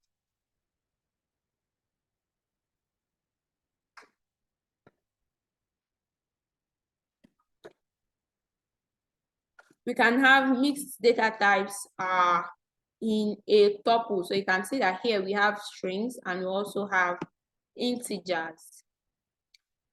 And then we can also index a tuple. So this at index 0, we know that we have A because indexing from Python starts from 0. And then if we want to see the value at index 1, then we can see the number 1. So just like we learned, a tuple can contain mixed data types. If you want to create a tuple, you have to use your parentheses and then use comma to separate the values. A tuple is ordered. That is why you can index it. That is why that works, right? So a tuple is immutable, which means that you cannot change the value of a tuple. So this is our previous tuple that we created before. Tuple T, 1, 2, 3. So let's now say you want to change the value of index 0. You want to give it a new value, new. So we know that the value at index 0 is what? The value at index 0 is what? 1. Great 1. So now we now want to change it to what? New.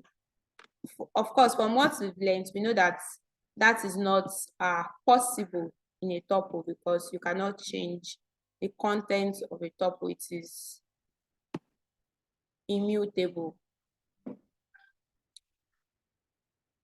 Neither can you add items to a tuple. So a tuple has two methods,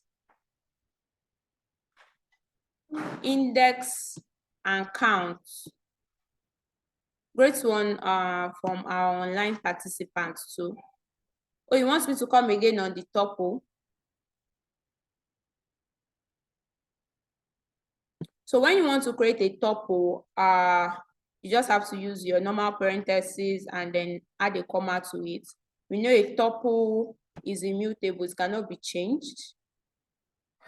And then it can contain different data types, just like a dictionary. And a tuple is ordered.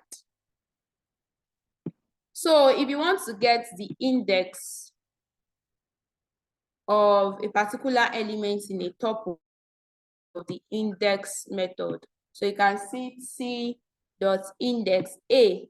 So you want to get, sorry, you can see that can anybody tell me what happened here? Why did I get a value error when I ran this?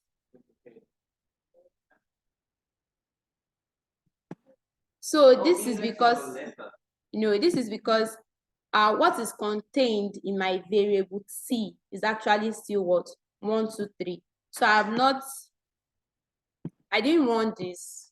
So, and I'm trying to look for a value a in c. That is why it is telling us that, oh, value error, c is not contained in, a is not contained in c, because I've not run this. So let me show you what's contained in my c. You can see that we still have 1, 2, 3 there. So it is not telling that, oh, in the t variable that I know of, right, a is not contained in it. So I have to run this before this would work.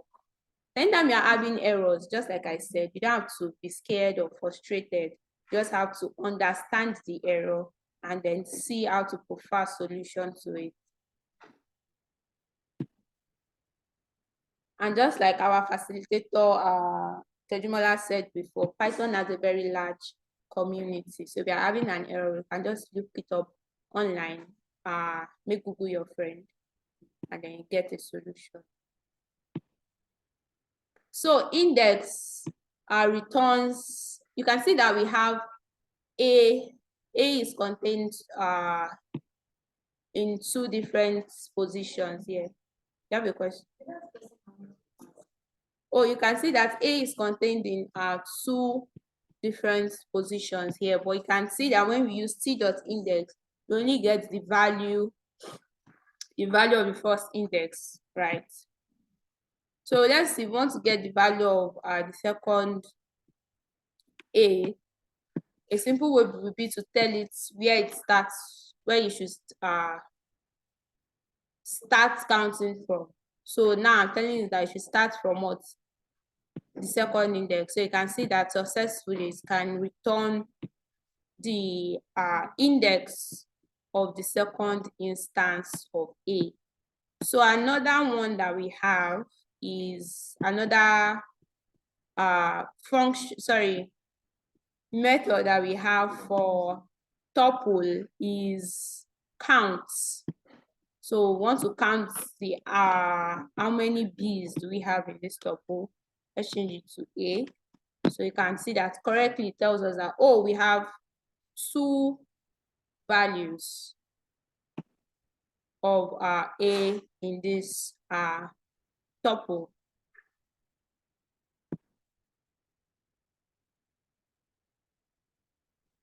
So anytime you want to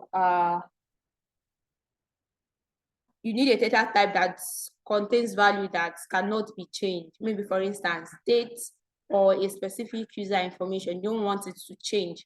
Then you know that you want to use a tuple for that.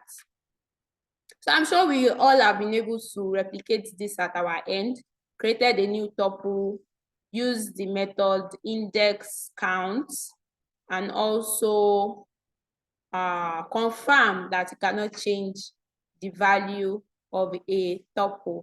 So have we all been able to do that? If you're having errors, you can let me know. For A,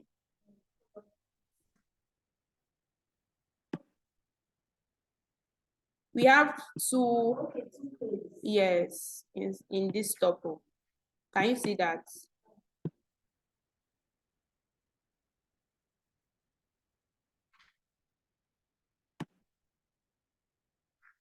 You're just counting the occurrence of that element in the tuple.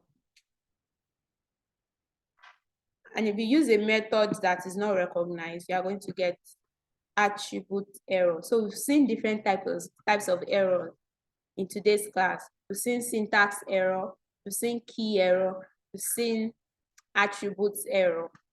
And I'm sure we all understand what this error means, right?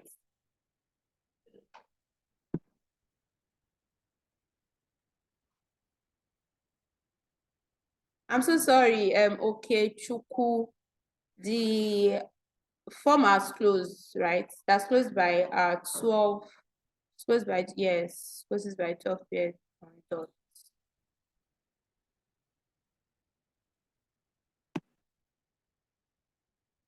All right, so let's just move on to sets.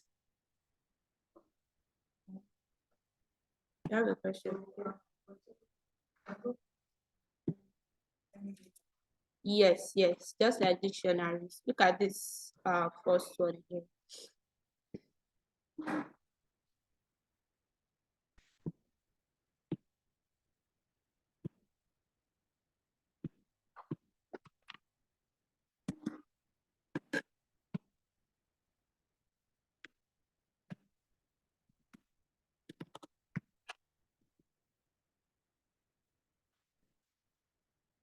So you can see that, right?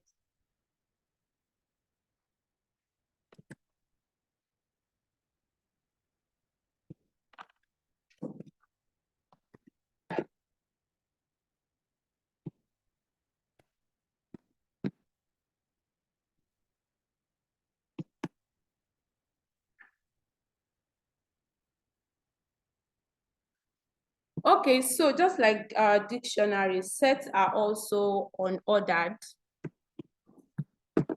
And we can, I'm sure we all did something about sets in mathematics. And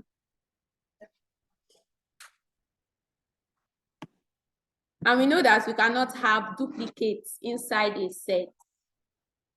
So you cannot have duplicate values in a set. We'll see that in case you are having doubts. We'll see that a set does not contain duplicate elements, and then it is unordered. So to create a set, you can use sets.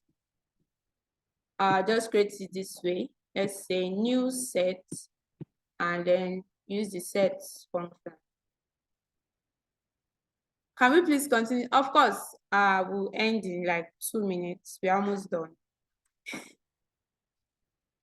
Sorry to take out of your time. Oh, I'm so sorry about that. Abioye Kehinde. I think the attendance was sent several times to the chat box.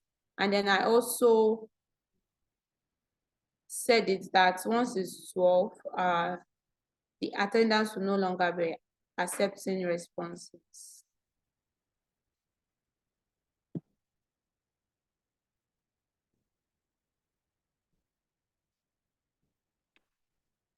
Okay, so to add values to a set, you can just use the add function after creating a new set.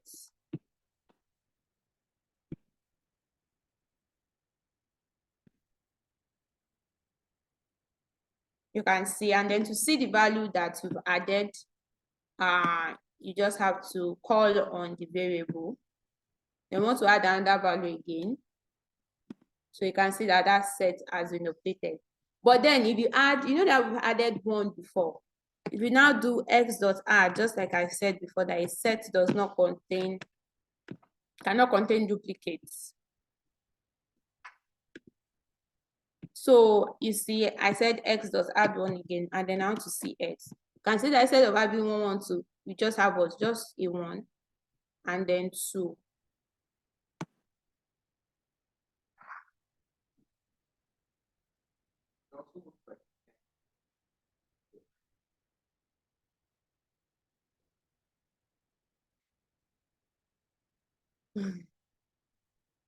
Sorry, I'm coming.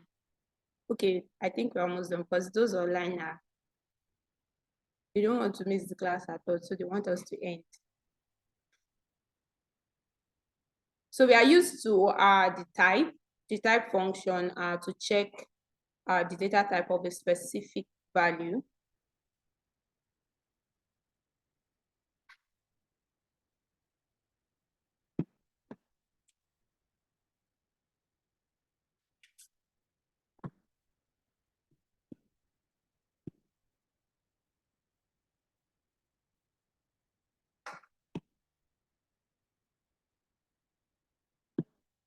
You are meant to have access to this notebook you are using.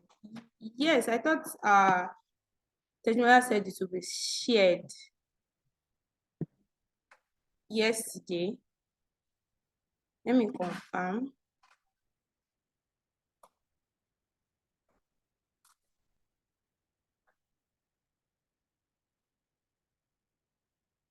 Because this question has actually come up a lot of times.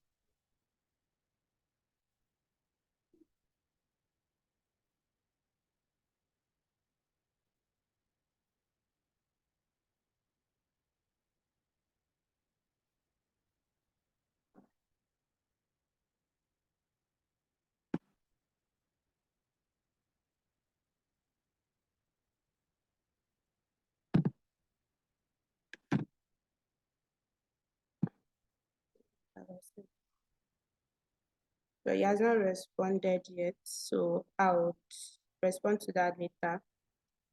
Yes, that was the same question that was asked here.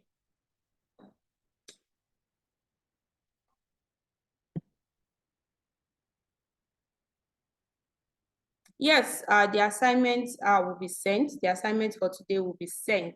Just the final question for today, which is also the same question with those on site. So can we add several values at once instead of using the add method to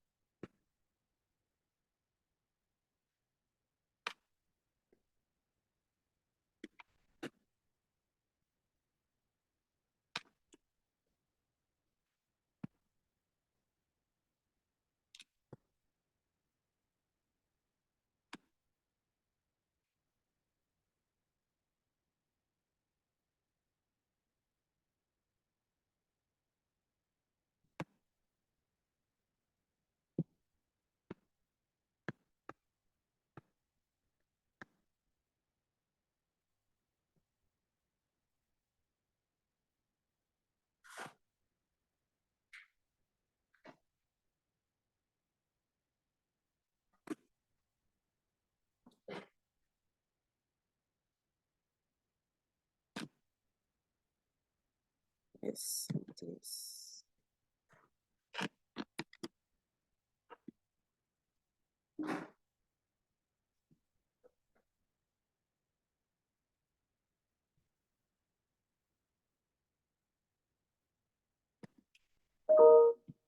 So it won't work.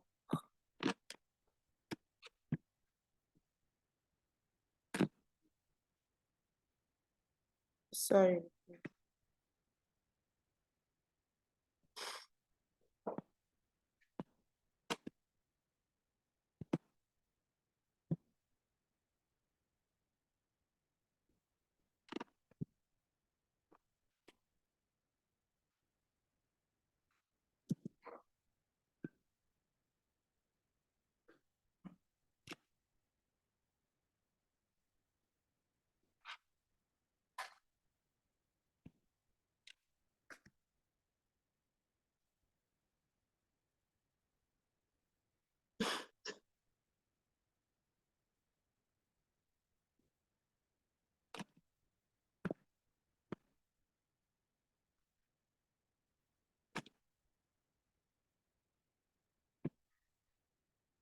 All right, so that works. So instead of doing this,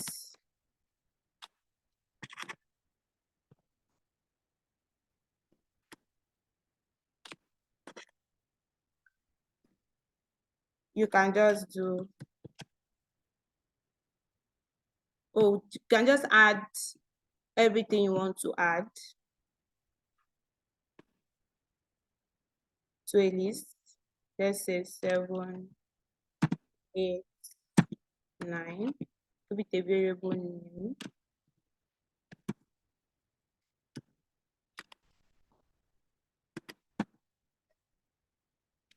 Then you can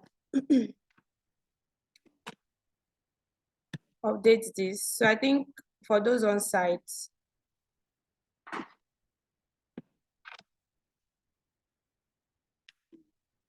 and those and those online, that answers your question.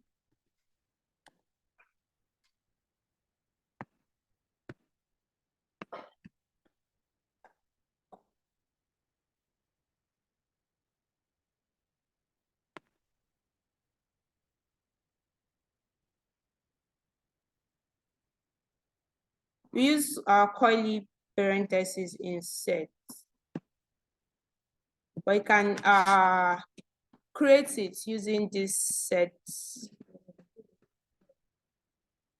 Yes, just this way. So I think I've been able to answer all the questions from participants online and participants on site.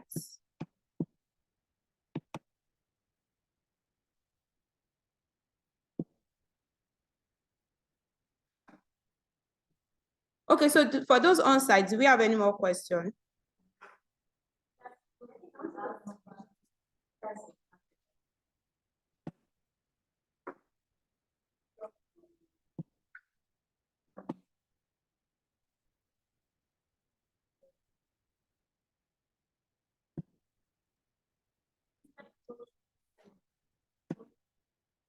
I should go through sets. Okay, so we are actually done for today's class. So I'll just brush through set again. Yes, just like we said before, a set is ordered. So somebody online noticed that. So you can see that a set is ordered. It contains only unique elements. You cannot have duplicates in a set. So for instance, you can see this, where is it? My set that we created here. So we created this is curly braces. I'm sure that someone will say, but for dictionaries also, we created this with curly braces. So how would we be able to differentiate that one is a set and one is a dictionary? So for set, you can see that we do not have key value pairs, right? Which is the main distinction between them. You can see that for this, we are just having commas and we are just having sequences of values. We are not having key value pairs. So that would answer your question.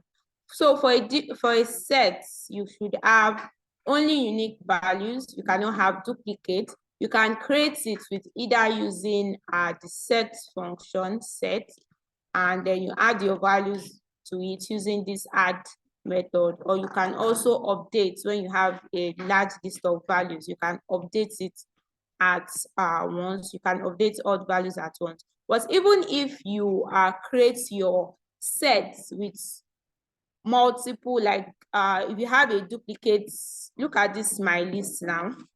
If you have a duplicate in your variable, look at, we have duplicates in this list. But if you now want to convert it to a set, so my list, so you can see that of course we have duplicates here. If you convert it to a set, still using set and then using the set function, you can see that it removes all the duplicates, which is to tell you that sets would only contain what? Unique values. So we are past the time for the class. I hope you understand everything that we did today. Dictionaries, tuples, sets. If you have any questions when you are going through what we did in today's class, you can. Okay.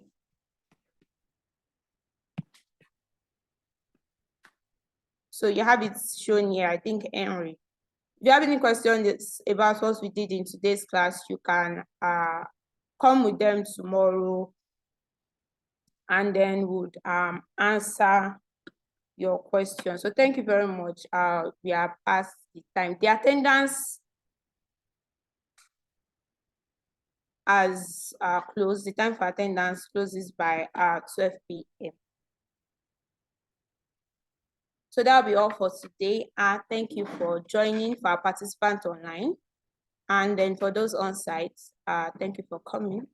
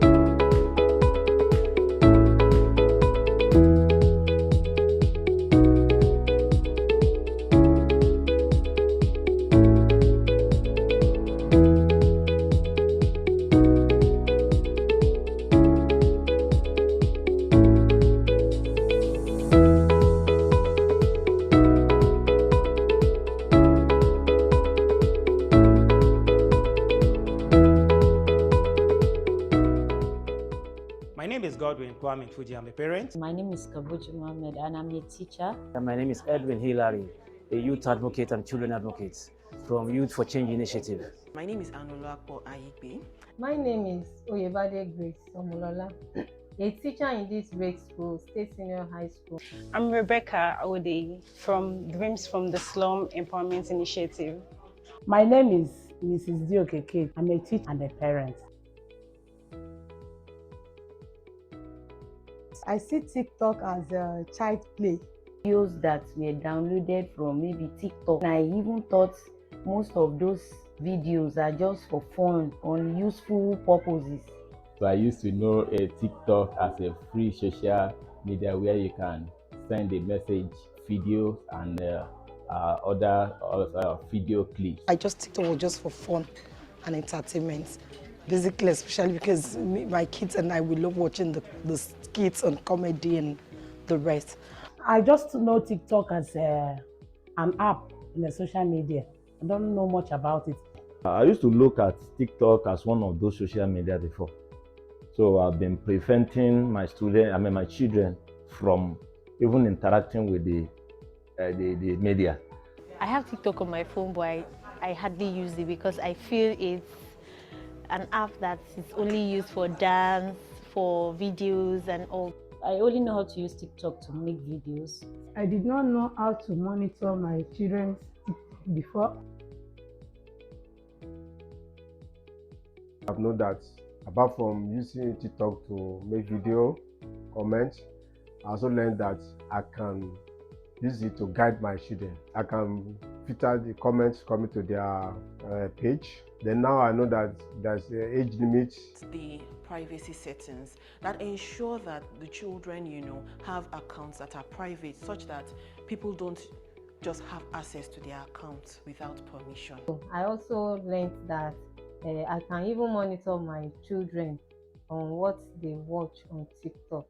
Reporting inappropriate content. I think it's a feature that I love so much, in the sense that anything that goes or happen that I know that is not appropriate, I have the channel to be able to report to TikTok. Today I learned that there can be much more, even as an educator.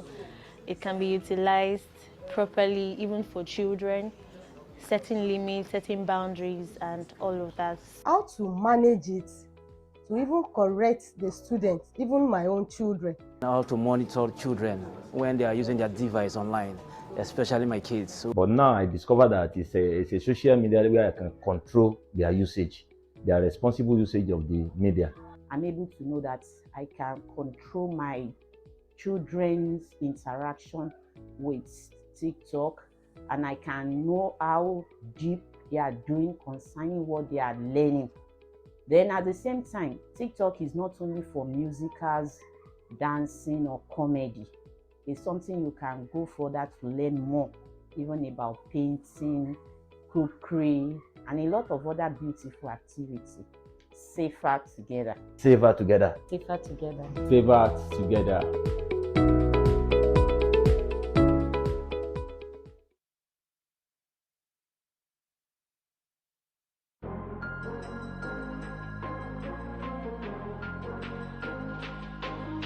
It's a pleasure to host this session, which is a Microsoft Responsible AI Dashboard session focused on awareness to drive inclusion